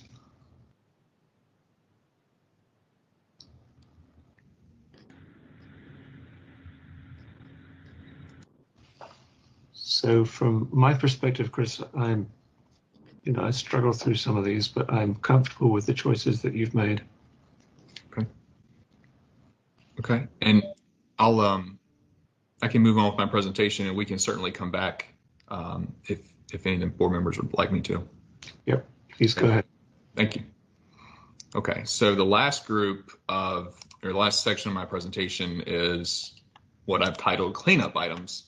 Though I would say this first one referring to a flagpole and flag, that is a cleanup from our sign code. This one is considered mandatory. So the town cannot regulate First Amendment issues. So we cannot regulate commercial message. The second one, and this continues on to the next slide, deals with charging stations. The town recently tried to install a few electric vehicle charging stations. We realized we had some of these signage requirements that really maybe didn't make the most practical sense. So now what we would, if this amendment was passed, all that we were required is the level of the electric vehicle charger. Previously, we required the amperage and voltage levels, and some other town staff and our public works just thought that was not necessary information, that most users just needed to know the level of the charger. I got a quick question on that one. Okay. So I actually have an electric vehicle. And it's good. The only thing, so this is what shall be on there. I mean, I guess it would be good if there was some message that stated more strongly used while charging. Because there's a constant problem of people who park there because hey, I got a great front row seat because I'm in an electric car. And somebody might come along and need to charge and they can't, but there's an electric car there. So I would just encourage that to be as strong as possible as far as, specific about that. You don't need to put a time limit on it necessarily, although maybe if you're in like the town center, maybe you might. But something that's just defines that it's to be used while charging in some kind of way, just a little more forceful wording, maybe. Okay. Maybe instead of saying any enforceable time limits, we could just say, your signage must indicate that a vehicle must be charging while parked at this. Right. So, because this is just saying the space is as reserved only for charging, which it does say that, but it's just in a little less direct, maybe, than maybe it could be, a little more focused. Okay. I think that's an excellent suggestion. And honestly, having something on there about who to contact if it's broken down is actually not a bad idea either. Doesn't need to be on the sign, like around it, probably not, but maybe if it was on the charger itself, smaller than the sort of sign level, just because it is kind of common to come upon one of these things that just isn't working. Okay. And again, I don't drive an electric vehicle. I just was making it as simple as I could, but I think if you have experience with them, you have more experience than I do, and I'll certainly take that. Most of us are going to charge at home anyway, but these kind of chargers, I'm assuming, you got to think down the road, if more vehicles are electric, it's going to be more, of a draw for people who might live, like in the town center. If we have a lot of people in apartments above those buildings, they're not going to have a parking space in a garage necessarily. So this may become more prevalent in that kind of scenario. So, okay. Thanks. Thanks. Next slide, the top we deal with. Oh, got my slides out of order. Okay. The next slide, we just clarify that a home occupation permit is valid for 3 years. Previously, there was no time limit or time minimum. You got a home occupation one time and it was indefinite. So now we want to clarify that it's good for 3 years. At the end of those 3 years, staff would mail a letter asking, do you still live here? Do you still run occupation out of your house? And please reapply for a permit. We just feel that that's probably good practice just to have some kind of time limit on it, and keep people up to date about what they can and cannot do out of their home. The middle deals with sports academy. We would remove any reference to certain grades. Did not feel it's in the town's best interest to define a certain age or grade, and just instead note that it's an academy that provides academic education to young athletes. Whoops. And then the final, this deals with the principal use table, but it's a discretionary use. Parking lot had a lot of conditional rezonings, and we just made it permitted in certain zoning districts. Removed it from some of our residential districts here on the left, made it permitted in more of our activity centers, our TOD, things like that. Hey, Chris. Yes. You're classifying a sports academy to have academic education. Could they not? I mean, there are sports academies which are primarily about teaching about a given sport. They may have classrooms about the sport, not necessarily about other, academic activities. Right. So the academic education would separate this from some kind of. We have a different definition which defines private. I'm blanking on the name. We have a different definition which allows for training facilities for sports only. This would allow for younger students who may excel in hockey, volleyball, something like that, to attend school in the mornings and train specifically for their sport in the afternoons.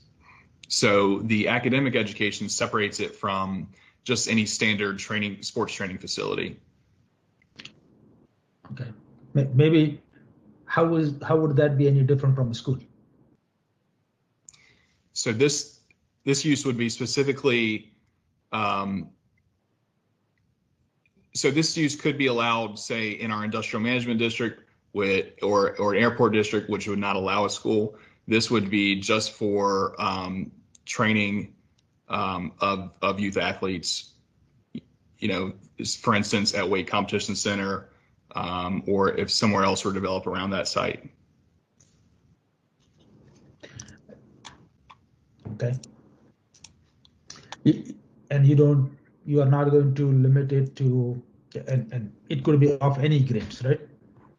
Is there a proportion of what, I guess, so there is no proportion of time as well. How much of academics versus a juvenile class? They could have one class, let's say one class in, I'll just use sports medicine, and rest of the time they can just go and play sports.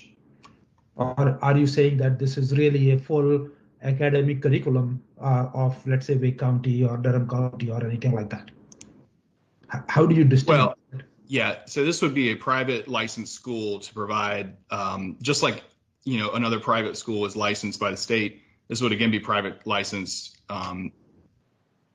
The difference would be that the students participate in a specialized sport later in the day. And I'll tell you, the only use we have right now for this site is at the Weight Competition Center. I believe the students go to school in the mornings, train in ice hockey at night. While this could be in other sites, right now we only have one at the Weight Competition Center site. Okay.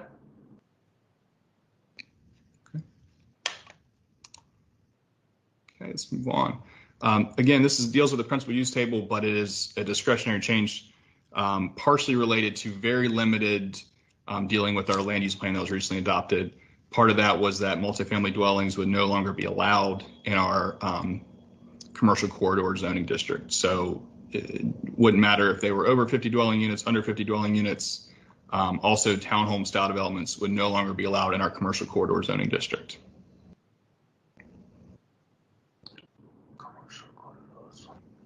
And then this one would allow mobile classrooms to be permitted by right in almost every zoning district, not our Main Street plan district or our transit-oriented district. You may remember, I believe it was early last year, the Wake County Public School System wanted to install some more mobile classrooms. They had to go through the special event permit process. Staff's proposing that these would just be permitted by right to allow flexibility to the school system. I have a problem with that.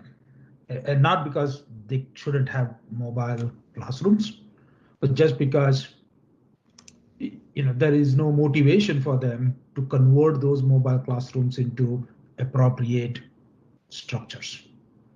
They should definitely have flexibility to move up and down, whatever they need to be, but using it as permanent structures is what my concern is. Right?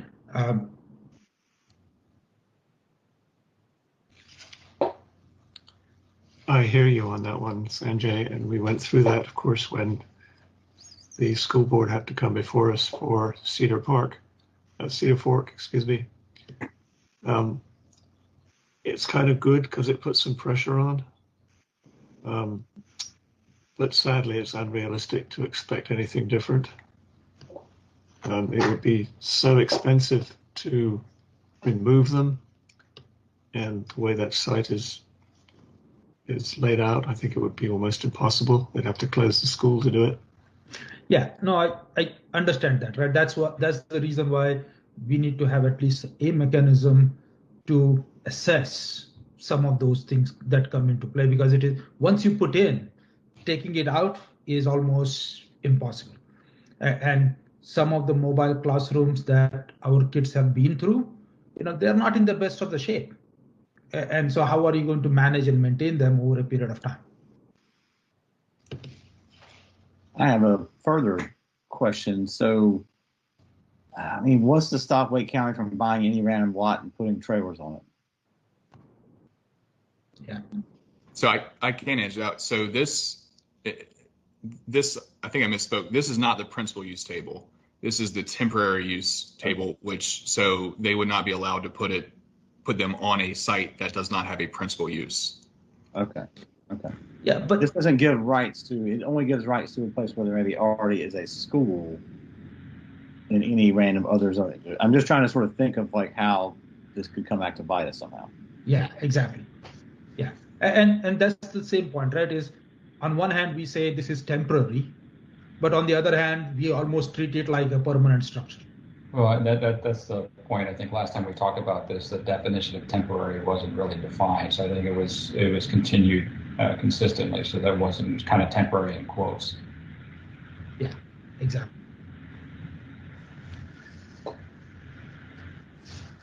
Is there a definition for temporary, Chris, in any of these permitted usages? And it's not just mobile classroom, right? It's for every single one of them that we have here. Yeah, so I don't think we have a specific definition of temporary. A lot of these uses have what we call development standards, which, let's say, like earlier we were talking about a community place of worship. Building a community place of worship, you have to be in a thoroughfare. If the board would like, there could be some kind of development standard placed on a mobile classroom. I am looking right now to see if there's one right now. So let me just read what our UDO currently says. So mobile classrooms are allowed on the site of an existing school or place of worship, subject to the following. They shall be used only as a temporary expansion of classroom space pending implementation of definite plans for the permanent expansion of classroom space. They shall be placed within existing required landscaping or perimeter buffer areas. And permits required by building, electrical, plumbing, and mechanical codes shall be obtained before placement of a mobile classroom. And there shall be a plan in place for the rapid evacuation of mobile classrooms in case of severe weather or other kind of disaster. Yeah. So that's currently the 4 development standards that are placed on mobile classrooms. Yeah, see, my problem is with that one statement which says subject to a plan for permanent peace. Right? That's just, those are just wordings that don't get converted into reality. Yeah, and as far as I'm aware, and I know there's been a lot of discussion in history on this, I do not believe there's a definite time limit. Yeah, and by the way, this is not just about mobile classrooms, right? Let's say, we are saying mobile auto detailing service. Well, if somebody just puts something in a location, it's temporary. It can be there forever.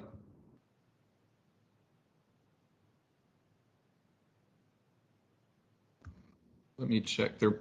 So there's no general definition of temporary that I'm aware of, but there are a lot of these development standards that go along with these uses.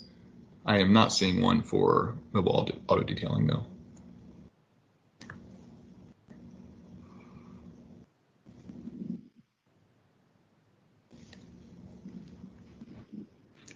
I would, for now, at least my recommendation would be you keep mobile classroom as special. I know they have been granted extension now for eternity. So at the very least, leave it the way that it is.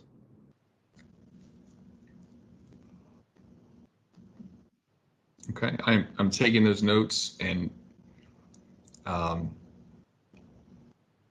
open to any other input. I know Again, right? I know there is a lot of emotion behind schools, and I would like to go on record to say that I'm not trying to, I want students to have appropriate space. I just want to also make sure that as part of planning and as part of, constructions, the buildings and, they implement what is being documented as our guidelines. If they have to have a plan, they have to have a plan. Either we remove the words that there is a plan required, or if there is a plan required, Wake County or whoever comes over has to have a plan to demonstrate that they are going to replace them at some point.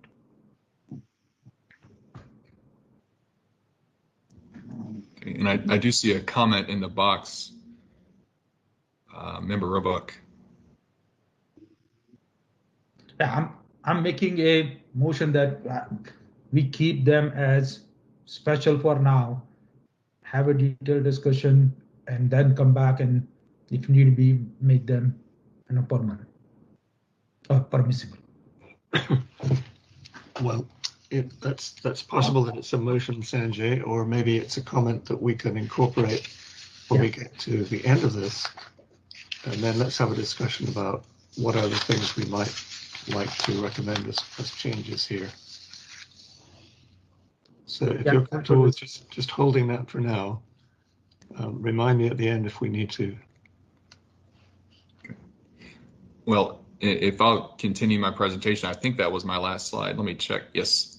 So that was my last slide. Again, I can go back over anything you'd like. I'll say, Director Stiegel, if you have anything else that I might have missed, especially with the history of some of these uses, please feel free to chip in at any time.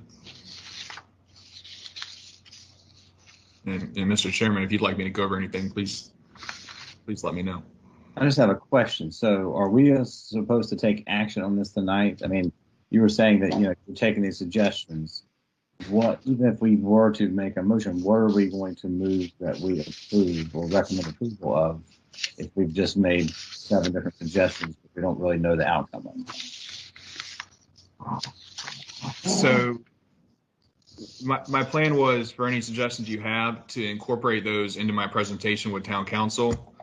I do have a draft resolution to recommend approval, to recommend the plan consistency statement, and also to recommend or deny or recommend a denial of approval.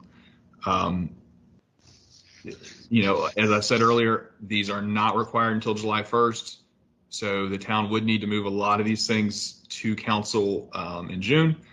I would say we can move it forward. If the board feels to recommend approval or denial tonight, we will then take it to council. If the board, say, needs another meeting to really consider a lot of these things, if the board would like, we could come back next month and discuss more.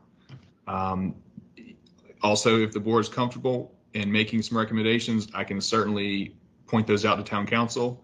I will also say, on a personal note, if the board has a recommendation for how I present these to town council in maybe a more efficient or detailed way, I will certainly take that too.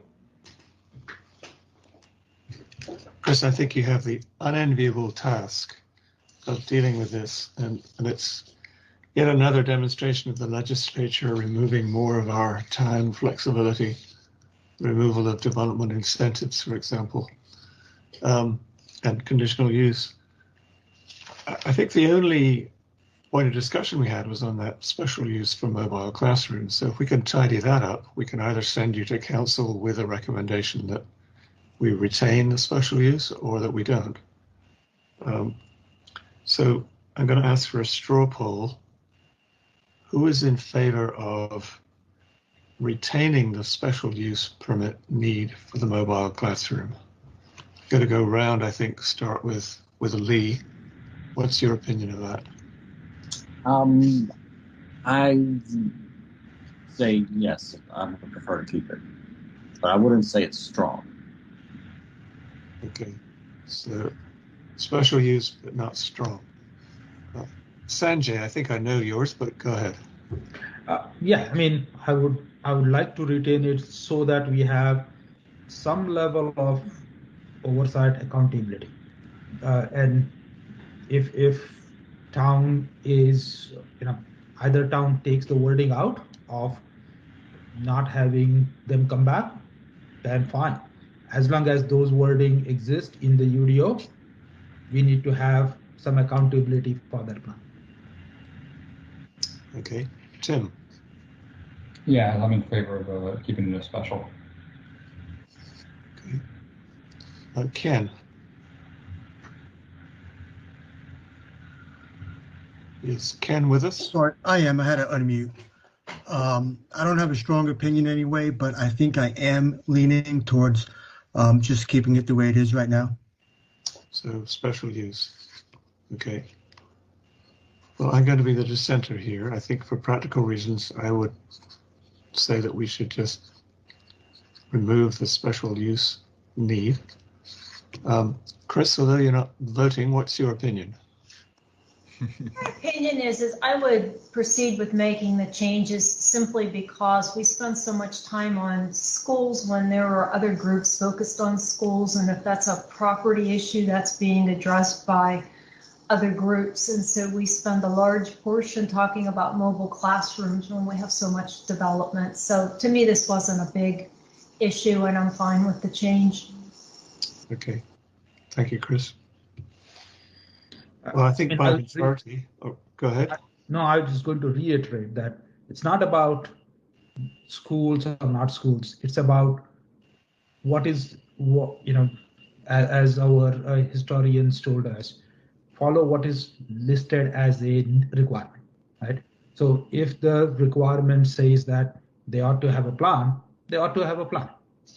As simple as that. If town council takes those words out, then it's all permissible. There is no need to have a plan. Okay. Well, the majority says that we should retain it as special use. So I'm going to look, unless anybody has any other comments on any other part of Chris's presentation, to somebody to make a motion with that change included in the motion.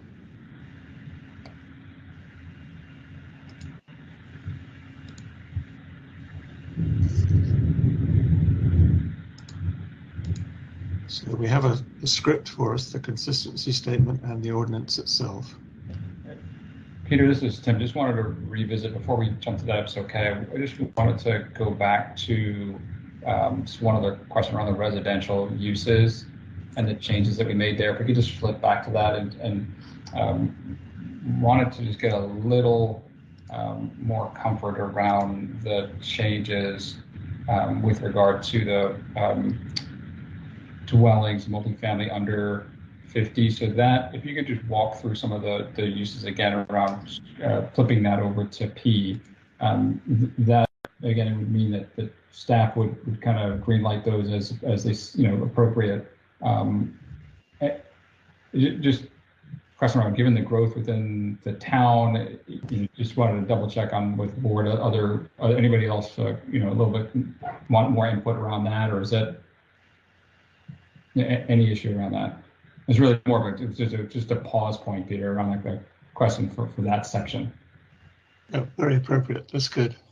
So, Chris, do you want to walk us through that line again? Those two sure. lines?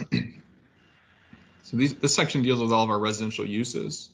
Specifically, I think the ones of concern now deal with dwelling multifamily, and that's broken into two. One that's under 50 dwelling units and one that's over 50 dwelling units. Most of the the multifamily developments in town are over 50 dwelling units. And right below that, single family detached, that applies to townhomes.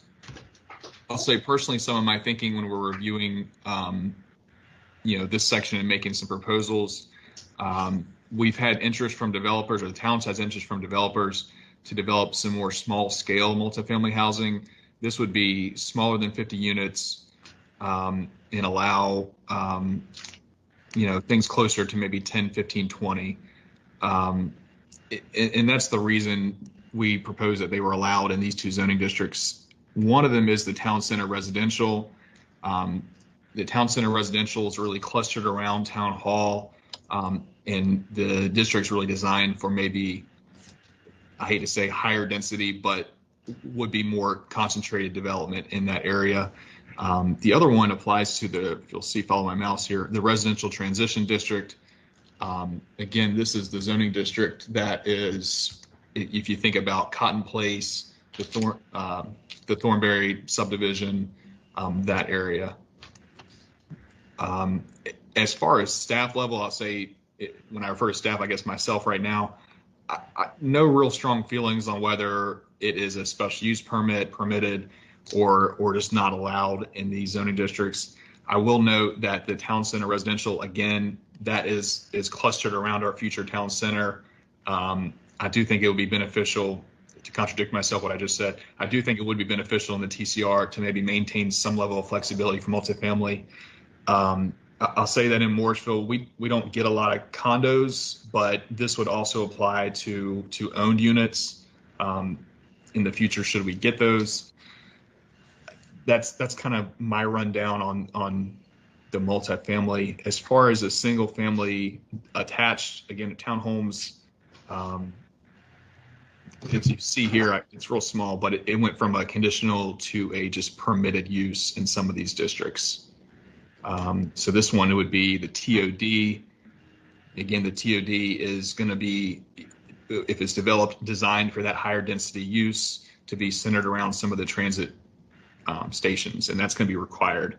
This one here is in the Main Street district. Again, this is one of the sub areas of the land use plan, right centered around the future town center area. This one, my line goes up to the town center commercial district. That would allow townhomes by right in the town center commercial. So when we're thinking about the town center commercial, we're thinking about Morrisville Square Way, some of the sites right around Aviation and Chapel Hill Road, and it kind of runs up to, what is this area? It kind of runs from the intersection of Aviation and Chapel Hill Road up to where the subway is, and that's kind of the northernmost boundary. If you know where I'm referring to, what is that road's name? And so the thinking is to allow, again, if the town's going to allow some higher density somewhere, it would be centered around the town center, up to Greenwood Village. So it runs from the intersection of Chapel Hill Road and Aviation up to Greenwood Village. Gosh, and that context is really helpful. I was really thinking, just around that multi-family dwelling, even under the 50, in those categories that you just talked about around the CCR and RT, if that's maybe more appropriate on special. So you leave it open as an option, but you get a second look on it if that's something that others would be. There was one point that I thought might be worthy of consideration there. Okay. And again, certainly that's a policy decision for the board to recommend one way or the other.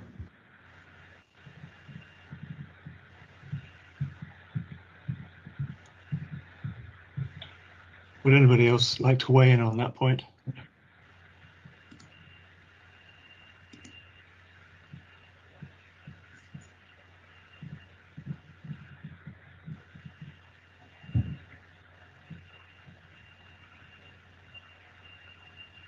So, Tim, which of those two worries you the most? Is it the allowance of the less than 50 dwelling units?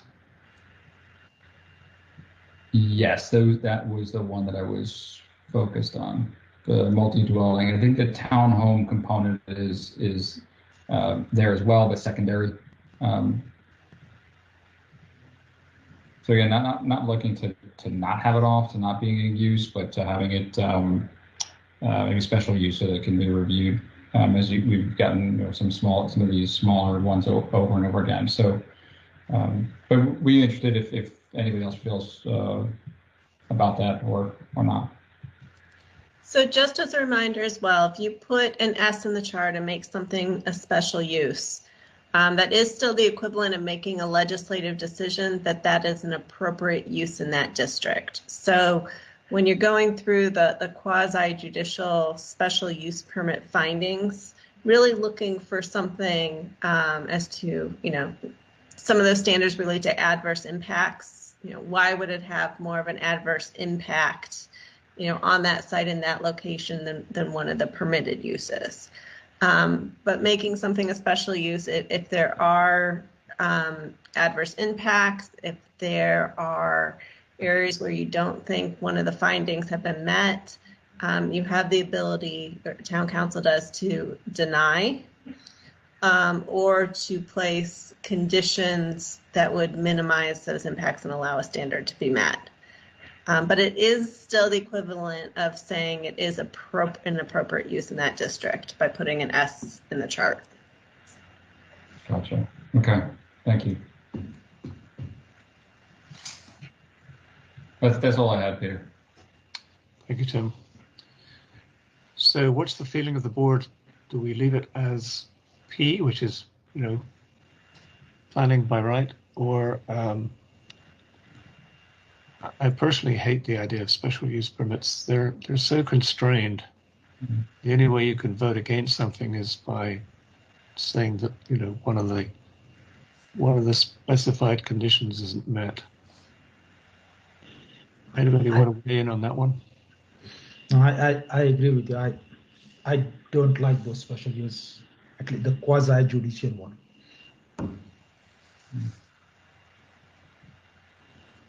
Either we keep them permitted or we don't. That is a better option. But that goes back to the whole thing about mobile classrooms. We just made all those. We said we want to make all S's. So if we're saying that it's almost impossible to turn them down, do we really want to just not say this one from room?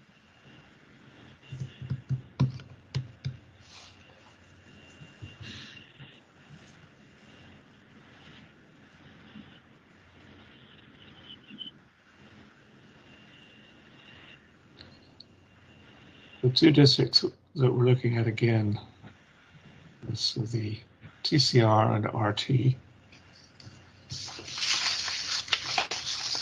Got so granular with our definitions of zoning. So town center residential. The current planning for the town center, surely that is reflecting multifamily. So this should be a P in that category.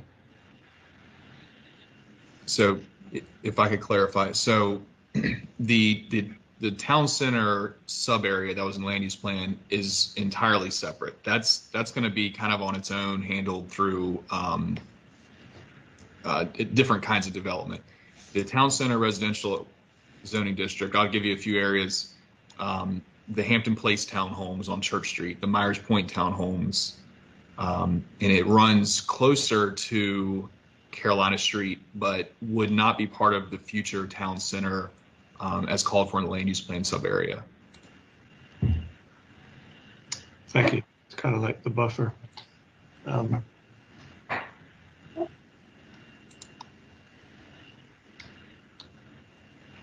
So on this one, I think I would vote for that being a special use. It's not impossible, but the developer would have to jump through some more hoops. We do let's go through. Lee, what do you think? P or S? I'll say with the special. Sanjay? Yeah, I agree. Tim? Yes. So, okay. Ken? I also agree. Okay. So that's 5 S's. Chris, what's your opinion? I'm fine with the change. I'm sorry. That's why I'm an alternate. No, it's great to have your opinion. It's good. All right. Well, we've got 2 changes to Chris's proposal. Any other points of discussion? Oops. Sorry, everyone. I was looking something up on my dual monitors, and I think accidentally brought something up I didn't mean to. It's a pretty picture. It's okay. Chris, even though we took the consistency statement out, I suppose you would still be looking for consistency in the approval process for, does it align with our vision, our mission, our, land use plan, et cetera, in the decision-making process, right? Yeah, so to back up and clarify, this action would still have a consistency statement, but moving forward, the consistency statement framework would go away, and it would be more of what the statutes now call a statement of reasonableness as far as why the board feels it's appropriate in the public interest. And it's going to be it's going to be less rigid than the traditional, is it consistent, is it not consistent? It's going to be more of, the board finds it reasonable for the following reasons. And it can be a little broader than simply it's consistent or not consistent. Yeah, as long as there is some kind of framework to apply, is similar, if you will, the same yardstick to all the development proposals that come along our way. That would be nice to have. Yeah, and I'd say it's fairly broad, but when we talk about the public good, we could, by we I mean the board, could narrow it down to transportation impacts, the style development, what kind of developments bring into Morrisville, possibly tax benefits. It's open to a number of things, but I think as staff we could probably prepare a brief list of guidance, and maybe put it in the handbook, say, if that's appropriate. Yeah, I think this is something Tim was trying us to do at some point, and Peter, maybe this is something we should talk about in one of our sessions if possible. Right. Okay. Well, to bring us back to the matter in hand, we have a draft motion script. So I think, let's use this opportunity maybe for the last time to actually propose a consistency statement here. But the ordinance would be to recommend approval with the exception noted for mobile classrooms and multifamily. Anybody like to make those 2 motions?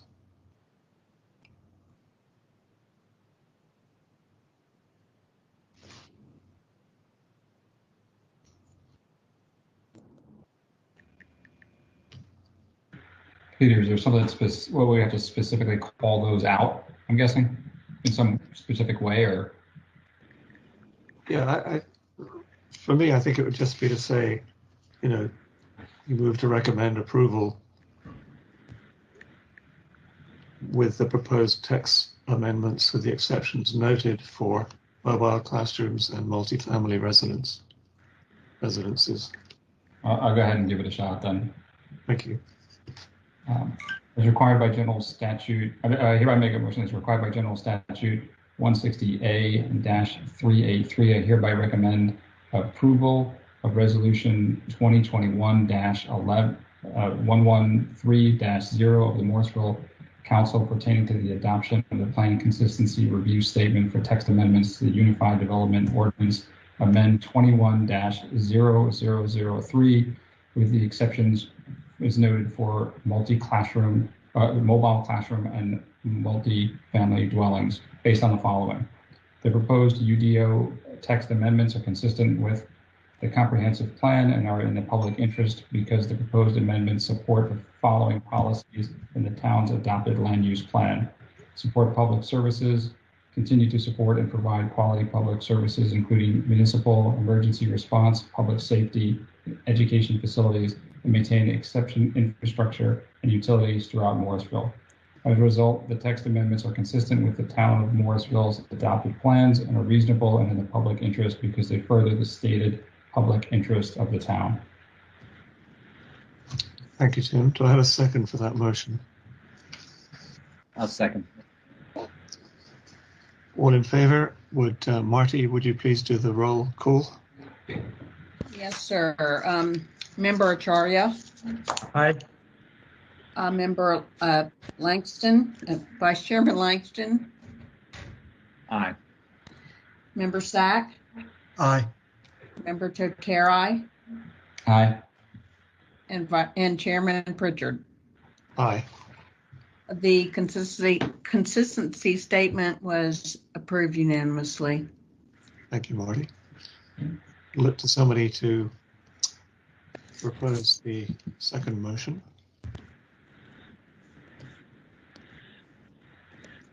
I'll do that. I hereby move to recommend approval of ordinance 2021-113-0 with the exceptions noted for for the mobile classrooms and multifamily dwellings of the Morrisville Town Council, approving text amendment to the UDO to the Unified Development Ordinance, amend 21-0003. Thank you, Sanjay. Do I have a second for that motion? Second. Second by Member Sack. Marty, would you do the roll call? Member Acharya. Aye. Vice Chairman Langston. Aye. Member Sack. Aye. Member Toterai. Aye. Chairman Pritchard. Aye.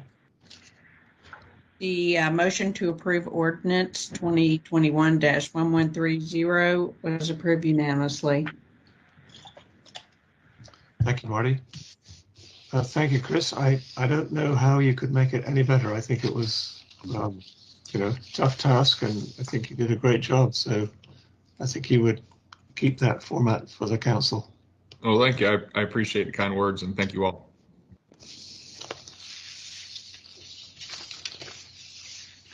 Do we need a break of any sort, or can we keep rolling into the next topic? Let's keep rolling. Keep rolling. Okay. So, if I could find my agenda under this pile of papers that I'm shuffling. I think we have Brad up next, if I remember.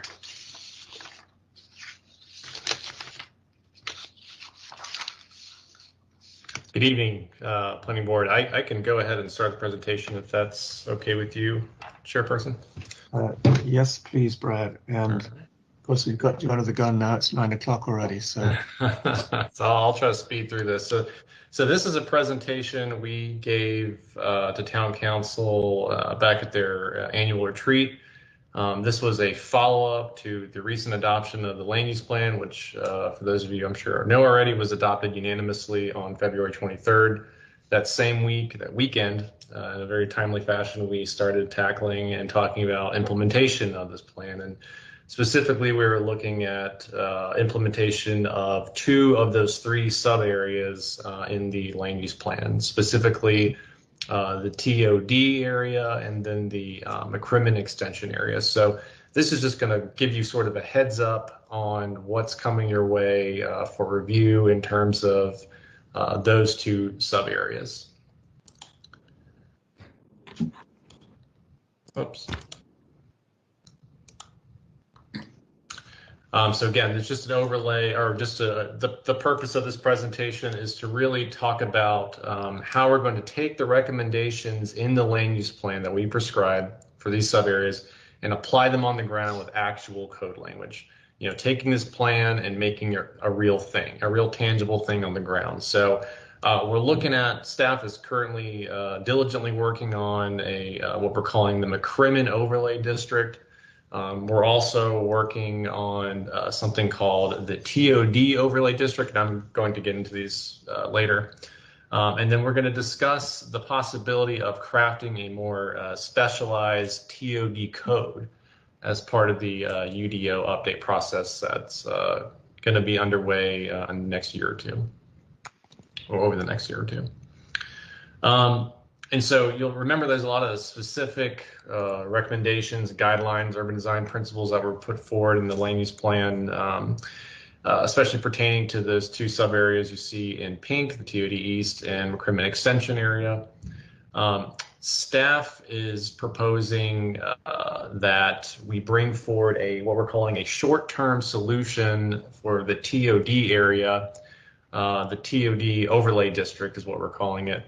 That will prevent incompatible development from occurring near the proposed commuter rail and bus rapid transit station locations. And what we mean by incompatible development is development that isn't supportive of transit ridership. So right now, many of you may realize that that area around the TOD is either a lot of it's zoned either industrial or office. And with the industrial uses especially, there's lots of different types of activities that can occur there that is not compatible with our vision prescribed in the land use plan for TOD. So what we're trying to avoid is a situation where we fight hard for this TOD to hammer out a vision with council and the community's buy-in, and then all of a sudden, boom, a mini storage facility or an Amazon warehouse or something goes there and bye-bye TOD. So we're trying to quickly get something on the ground to prevent that from happening. And so this is sort of a short-term solution. It's going to have lots of good urban design principles that are related and directly transferred from the plan. It's going to try to create a walkable mixed-use district. It's going to get us maybe 80% to where we want in terms of what's envisioned in the plan. It will be supportive of transit ridership. It will permit and prescribe even certain densities to support transit. But we see this as sort of a short-term solution. Sorry, let me just click through here. And so the other overlay district that we're looking at is the McCrimmon Extension Overlay District, so the MO district. So the McCrimmon Extension Overlay District is going to, again, take the recommendations from the land use plan, a lot of the urban design considerations, the ability to try to make buildings more presentable to the street, up to the sidewalk, parking to the side and rear, better, maybe some enhanced architectural standards, and codify those as well. This is going to be less of a compact mixed-use walkable area. It'll still be mixed use, but it'll be a horizontal mixed use. It'll be more suburban in nature with sort of walkability, mixed-use glossing, so it won't be like as prescriptive or as intense as the TOD or the town center, but nonetheless, it'll have a lot of good urban design principles and regulations to help make this a more walkable mixed-use district. And so these specific highlights for McCrimmon overlay, so we had a lot of good discussions about this particular district at the mini retreat we did with council in October of last year. And so they were looking for this to be, not as intense as TOD, but also have a lot of good walkable mixed-use qualities that could transition nicely into the nearby TOD area. So I'm going to just kind of quickly highlight what those are. So it'll allow for a greater variety of uses and shift the area away from what we would normally get with the status quo developments. If we didn't do anything, we would likely get a whole area full of industrial type uses, or at the best case scenario, some office type uses, but those office type uses would be sort of short towers, or I'm sorry, mid-rise towers surrounded by large surface parking lots, not a lot of walkable design, not a lot of mixing of uses. We are encouraging vertical mixed use as per the plan, but we are not requiring vertical integrated mixed use, so meaning commercial on the bottom floor, residential or office on the top floors. That is something we'd love to see, but that is not going to be required. Structured parking is something that we are encouraging in the plan, but council's decided that they do not want to require that. They like the idea of it there, but they are not mandating it in that location. One of the biggest changes is that the new McCrimmon overlay area will allow for multifamily residential, but it is going to have some special regulations that look to sort of space those projects out. So, for instance, no multifamily project can be within 500 feet of another multifamily project, for instance. So what that does is that sort of spaces those projects along the corridor, and in that gap, let's say it's 500 feet or so, you could have another use or uses occur. So you'd see a more diverse set of uses as you're moving down the street. Again, pedestrian-friendly design. We're going to have the buildings, present themselves to the sidewalk. We're going to have the parking to the side and the rear of the buildings. We're going to have some other architectural considerations maybe for multifamily that we're looking at currently in draft form. We've had a lot of discussions about the look and feel of multifamily. Some on council are highly critical of one particular project near Evans and Aviation that they want us to go back and sort of take another stab at potential regulations that would enhance the architectural appearance of these buildings. And so we're looking at doing that for this corridor. And this would be a good petri dish for maybe other areas of town to see how this would go. One thing they specifically asked us to look at is the dedication of open space. So we often hear that, so a lot of times when a development occurs, we get payment in lieu of dedication of open space, and that goes into a large pot of money, and that buys the town flexibility on where to apply that money. So if there's new greenways or new parks somewhere else in town, it can be sort of maneuvered in those areas. So there's talk on council to maybe this would be an area where we actually require land to be dedicated. And then we do it in a sort of meaningful, carefully planned way so that we can sort of agglomerate these spaces into actual park spaces. And this would be publicly, the town would get this land essentially, and whether or not we program it remains to be seen, but this is another option versus the payment in lieu plan. One more important thing about this is that since this is an overlay district, this will be overlaid on top of a base zoning district. So the base zoning district we're looking at is Business Activity Center. It's one of our most flexible districts. We thought this would be a good fit here to allow for a nice diversity of uses. What this overlay district does, though, is it enhances those standards found in BAC. So everything that's specifically spelled out in that overlay is going to supersede BAC. So basically, again, it's just to make it more robust and get us more of a specific place type that we're looking for. So the TOD, Transit-Oriented Development District. So this is the we're going to have a short-term TOD district to get on the ground, hopefully by the summer. That would, again, prevent incompatible development from occurring and disrupting that future transit viability. We are actually looking at requiring at least in some parts of this area, a vertical mixed-use integration. We think vertical mixed-use integration is appropriate here. We think the market could support it here. And our consultants also agree that there's enough pass-by traffic and activity in this corridor, NC 54 and McCrimmon, to warrant some vertical mixed-use integration. Of course, again, we're going to really focus a lot on good urban design. We're going to have the buildings up to the sidewalk. We're going to have parking to the side and rear. We're going to look at things like maybe perhaps having a step down or architectural features where the ground floors look a certain way and the upper floors look a certain way and the windows have certain sizes, or maybe we even prescribe how the heights can vary from one part of the site to the other, and I'll get into that in a second. We're looking at another opportunity for dedicated open space. You may remember from our concept that there's a central park area, which we'll see here in a second. That could be an example of dedicating open space versus taking that payment in lieu. This is also going to have a base zoning district. Again, we're going to use BAC for now because it is a very nice flexible district. And again, this TOD overlay would supersede. It would sit right on top of it and enhance those BAC standards. So let me just scroll down here. So again, this is a short-term solution.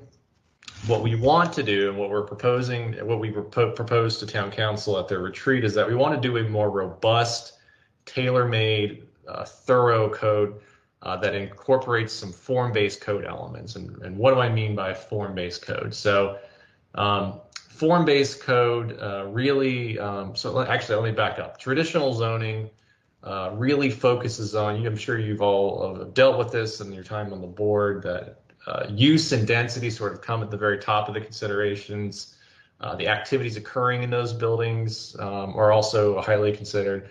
And then kind of the tail end, the form, the actual physical form, the presence in the public realm it's considered, but it's sort of considered at the end of the discussion. So a bunch of architects several decades ago were upset with this sort of traditional form of zoning, so they created this thing called form-based code, form-based zoning.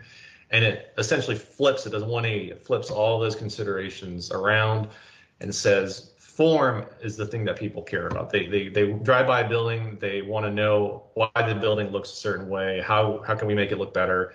Maybe they don't care about the activities occurring inside the building as long as the building fits in contextually with its surroundings or looks a certain way, is a certain quality.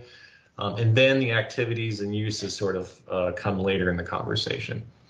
And form-based codes are typically used for small area planning zones like a downtown or historic district, or there's some special considerations revolving around natural scenic areas.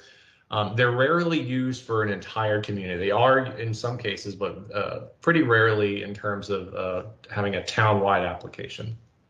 So with that in mind, staff thinks that there's a good opportunity to borrow some of the good positive aspects of form-based code and apply them to this TOD area. Again, this is a small area that we're dealing with relative to the size of Morrisville. So this TOD code would essentially function more like a traditional zoning district with sort of TOD or form-based code elements sprinkled in. So a good example of where we've done that in the past was the town center code. So the town center code is really constrained to a smallish area. It has a lot of form-based suggestions. It has a lot of diagrams, pictures, and it's been successfully applied to several projects. So we envision doing something very similar here with the TOD. Now, this would be something that takes a year or two to develop. We'd have to get consultant help with. We have a lot of talented planners on staff, but we really want something that specializes in transit-oriented development to assist us in creating this code, so we have something that's really practical and can be applied quickly to the ground. One thing I should note is that we currently actually have a TOD zone in our UDO.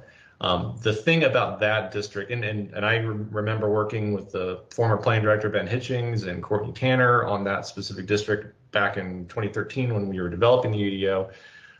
The one thing that would be different about this, or the biggest thing that would be different about this, is the current TOD is a floating zone. So it has to be brought down voluntarily, and it's only allowed to be brought down in a very specific area. The thing is that nobody's bringing it down. And the incentives in there, though nice, they aren't attractive enough to have someone voluntarily bring them down. And some of the prescriptive text in there is a little confusing for developers. So we're trying to make this more clear, make this more streamlined, and just apply it on the ground. Get it on there so that we can sleep easy at night knowing that we're not going to have TOD completely disrupted. And this would apply to both the TOD East, which was in the land use plan, and then the TOD West, which was outlined in the 2009 plan and sort of carried over and transferred into this new plan.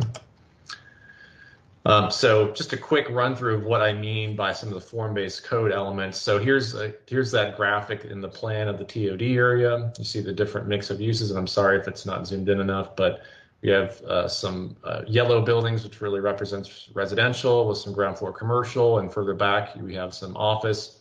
These dark blobs, the colors are surrounding our parking decks are kind of hard to see on this screen.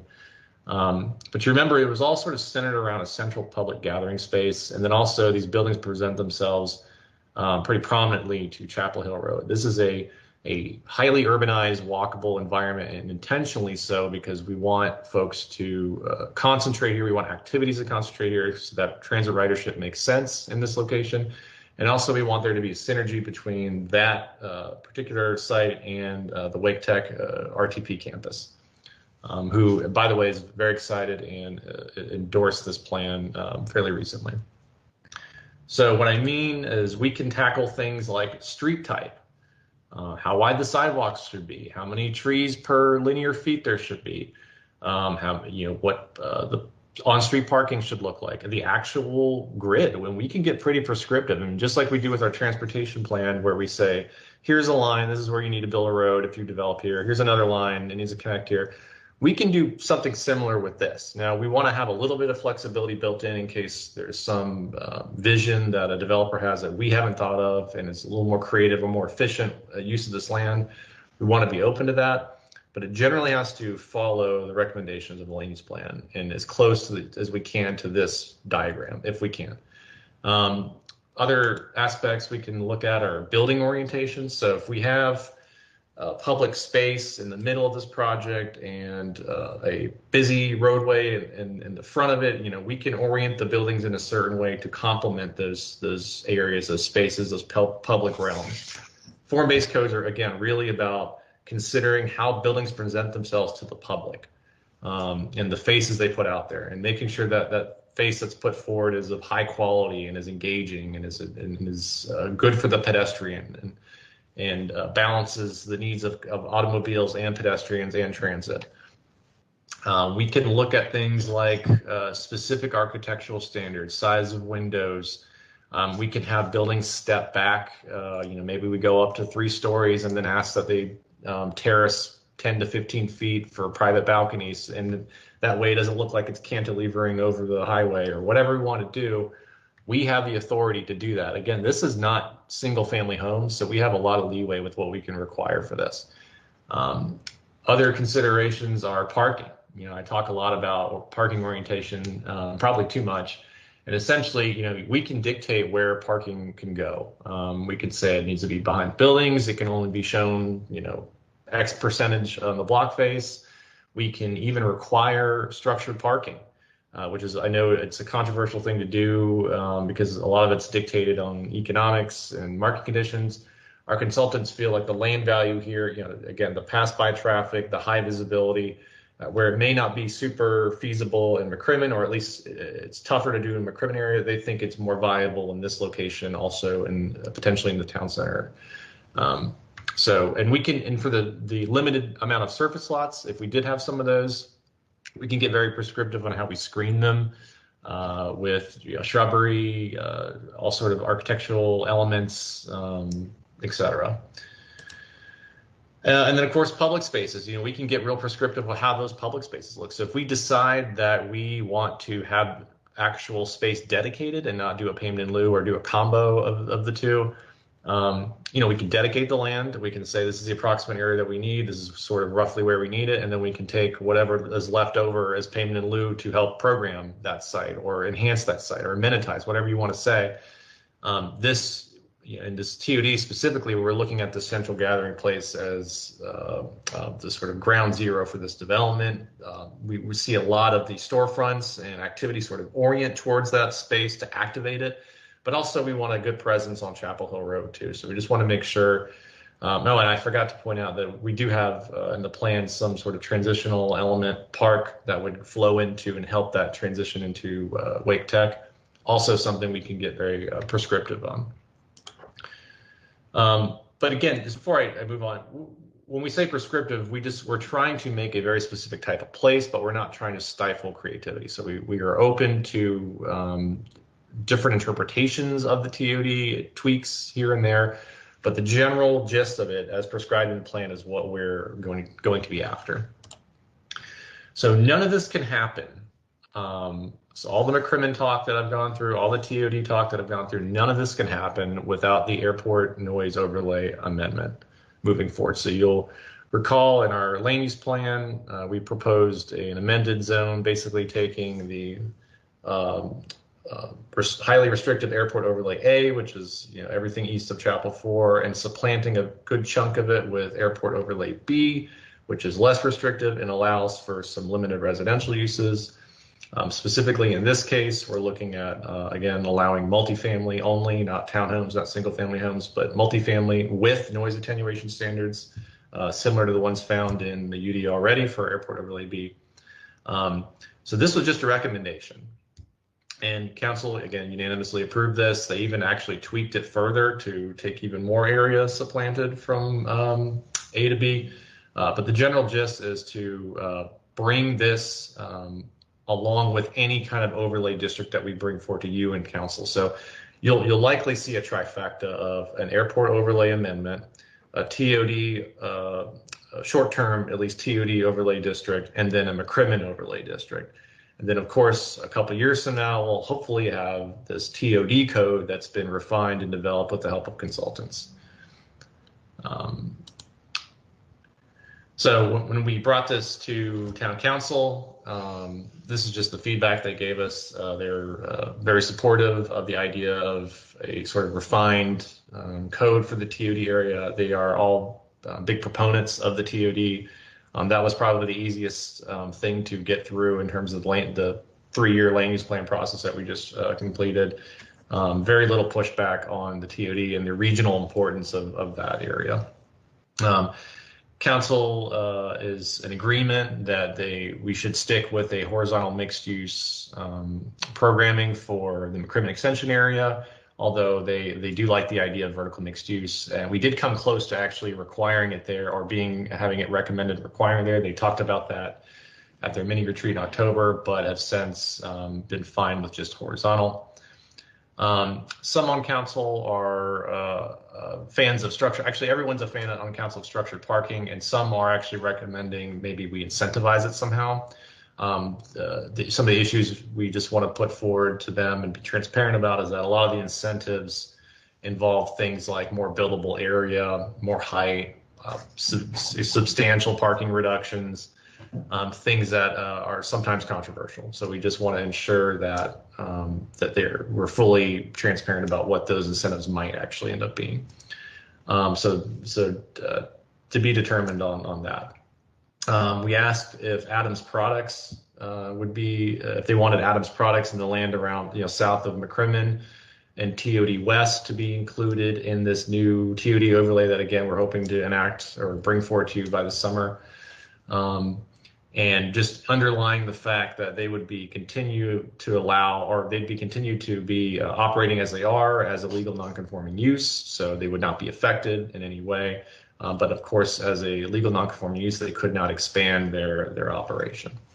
Some on council were open to the possibility of, given some of the advances in like robotics and biotech, maybe we should really be looking into, maybe there's some certain industrial uses that could occur, perhaps some tech focused light assembly type uses that could occur in the McCrimmon extension area. Right now, we were just kind of looking to wipe out all industrial uses, but maybe there's some that we could be a little more flexible with if given certain circumstances and of course design considerations for those facilities.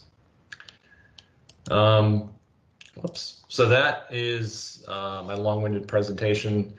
Not really looking for an action, just really want to give you guys a heads up. And Plan Director thought it'd be useful for you all to see this, considering you'd be the first group to encounter this as it makes its way to the council. So happy to take any questions if you have them. Thank you very much, Brad. And I'm very pleased that you gave us that presentation. I think it's a sign of some very exciting things that are going to happen, and I'm pleased that you're taking charge of that. I think you've paid your dues over the last 3 years. It's all worth it in the end. So that's great. I have a couple of quick questions. Sure. When we have tried to push back in the past to get green space instead of payment in lieu, then we've actually had a little bit of pushback from certain members of staff that, well, who's going to look after that green space? Have we gone past that era now? Are we ready to do that? So that's a great point, and that is something that's still debated, and that was even debated at the retreat. The gist is we think that in general, or at least my interpretation of staff's stance on this is that in general, payment in lieu makes sense because it buys you a lot of flexibility in where that money can be applied. Some areas of town are amenity rich, some aren't, so it gives us a chance to more balance that out. What I was proposing in this presentation is, and really building off of what was said at the mini retreat in October, is that, for these specific special areas, these sub areas, that are kind of different from the rest of town, maybe we get a little more granular and we actually say, okay, well, in this little area, maybe we should have a dedicated open space, or if we're really trying to create a central park or something, central green space in the TOD or somewhere in the McCrimmon area, maybe we actually spell out or have a policy of where we want to see that. So it's something that's being debated, even at a council level. We don't have final, kind of determination or say on that, but it's something that is certainly feasible here, and we have the authority to do. And I don't know if Plan Director has anything to add, but that's sort of what my take on it. Yeah, if I could just elaborate for a minute, it is something that Town Council is going to be talking about at their March 16th workshop. If anyone has any interest in listening in, Chairman Pritchard, I know you listened to the retreat just a couple weekends ago. It was a scheduled conversation. I think that the tree preservation conversation and some of the other topics took longer than anticipated. So we rescheduled that one for March 16th, but it's really the overall question of Parkland PIL versus land dedication. If we want to relook at that policy, if we want to relook at the standards in the UDO, there are pros and cons. And I think it ultimately depends on what the goals are. If you're looking for large community parks, if you're looking for small pocket parks, there's a lot to be taken into consideration there, but Council is going to be having that discussion on the 16th. Thank you both. It's interesting that one of the things we had to deal with earlier this evening was the change from fair market value to assessed value. So that means that payment in lieu is probably going to be less valuable than it would be if you went with market value, since assessed value is usually lagging behind the current market value. But there's been a number of occasions over the last few years where it seemed to me it would be better to preserve just natural green space, trees and things, instead of taking money to put in some organized, planned amenity park, but that's a personal opinion, so I'll be following that council discussion with interest. Another question for you, Brad. Will we allow schools in the TOD? If not, why not? That's a really good question, and I think there is an opportunity for certain specialized educational programs to occur. So in general, we've had a stance of we'll allow schools virtually anywhere in town if Wake County comes knocking. But one thing about the Wake County build schools is that they're very traditionally suburban and they're super spread out, and they need something like 70 to 80 acres for a high school and like 40 to 50 for a middle school, et cetera. So it's in terms of its form, as Wake County builds them now, it's incompatible with what we're envisioning for TOD. So we wouldn't get the critical mass of activity needed for ridership to be, or the ridership numbers to be successful. Now, if we could get a Wake County to build a more urban style school, which we see in other communities around the country, meaning, multiple stories, a more compact campus, facilities either offsite or designed in a way that's well integrated with the site, then perhaps. It's just that they're tricky to do in that fashion in this area because A lot of the communities that do have schools like that have very high land costs, even more than Morrisville, and very serious site constraints. Even though we're running out of land, we still have larger parcels that are undeveloped in adjacent areas and even inside Morrisville in a few areas that could potentially house a more traditional style urban or design school. But I won't rule it out, and it's an interesting point that I think the planning director and I probably need to talk through more. A good suggestion to think about. Thank you, Brad. Anybody else like to comment or a question? I have a question.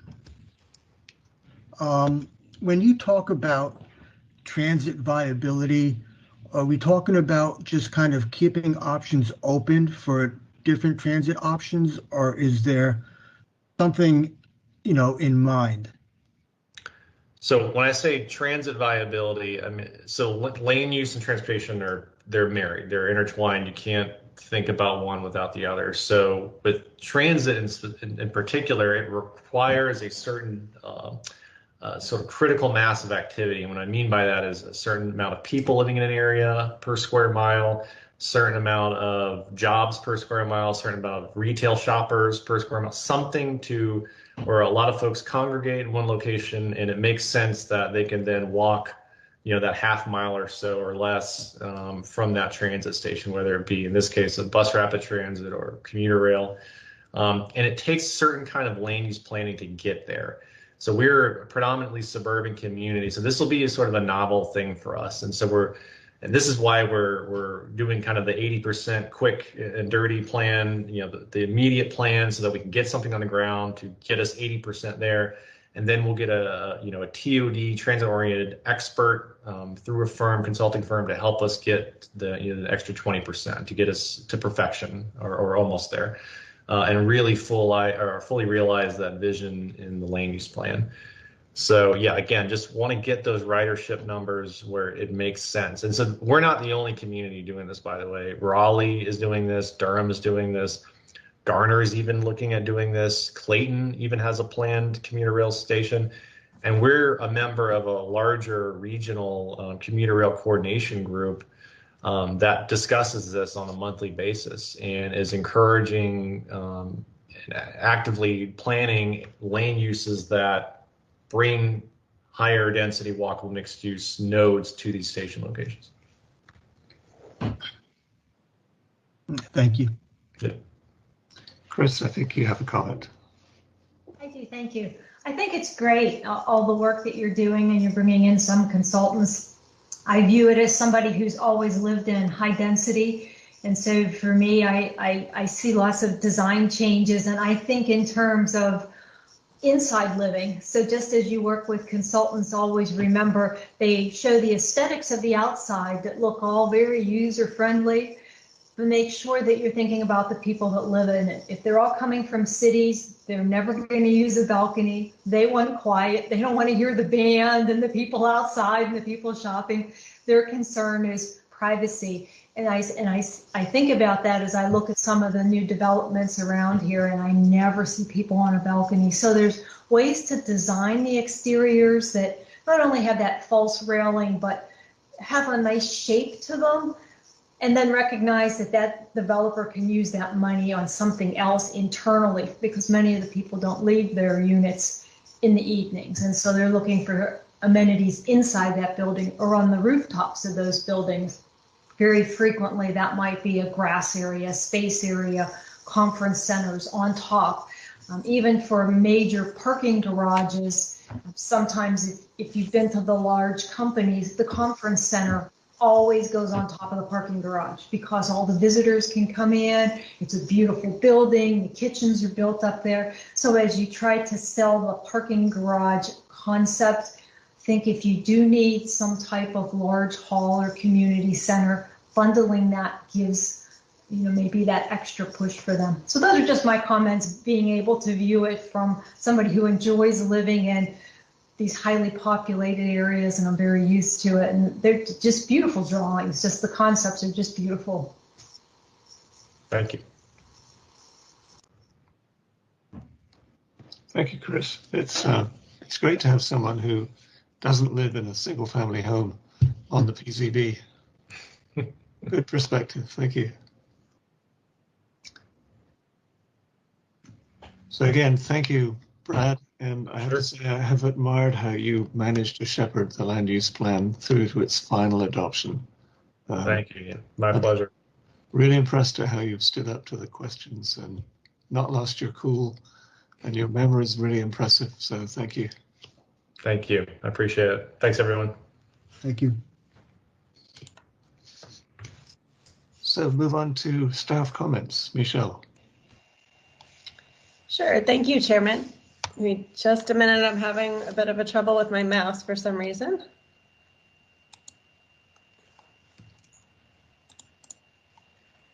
Okay, so just to report a little bit on the activity in the month of February, we did approve a new site plan, construction plan application for an office building on Morrisville Squareway, or I'm sorry, that application was submitted.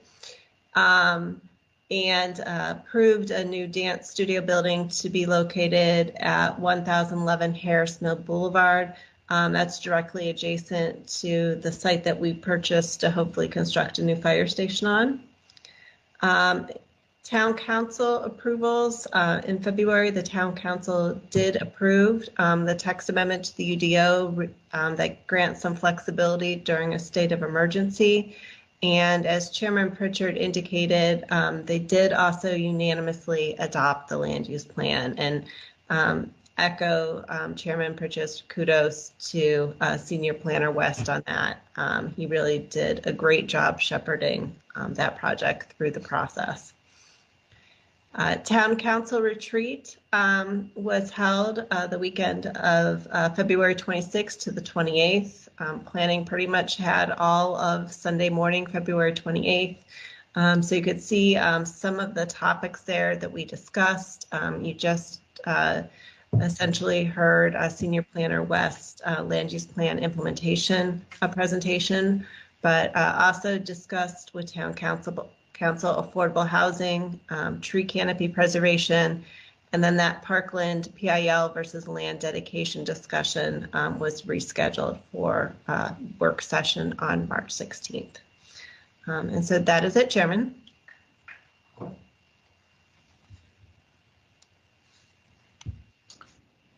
Thank you, Michelle. Any board member comments? Lee.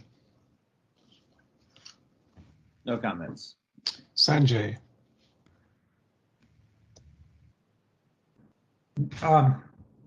Thank you, Brad, for a wonderful presentation, and I echo Chairman Pritchard's, appreciation for all the hard work you did, and thank you to the entire staff as well. Thank you. Okay, I'll agree with that. Okay, thank you, gentlemen. Tim. No comment, but agree with that as well. Chris. No comments, thanks. And Ken. No comment. Okay. All right. Well, I thank you for your tolerance this evening. That was a rather different presentation that we had under section 4. I learned a lot, and I think it genuinely gave us some things to think about going forward. You know, history is only useful if you learn from it. So I thought we had some great comments. So with that, I think we're ready for item number 10.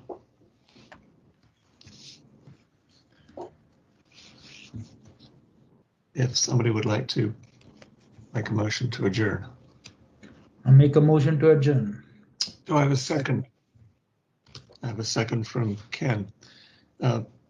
Marty, would you do the roll call vote, please? Yes, sir. Member Acharya? Aye. Vice Chairman Langston? Aye. Member Sack? Aye. Member Toterai? Aye. And Chairman Pritchard? Aye.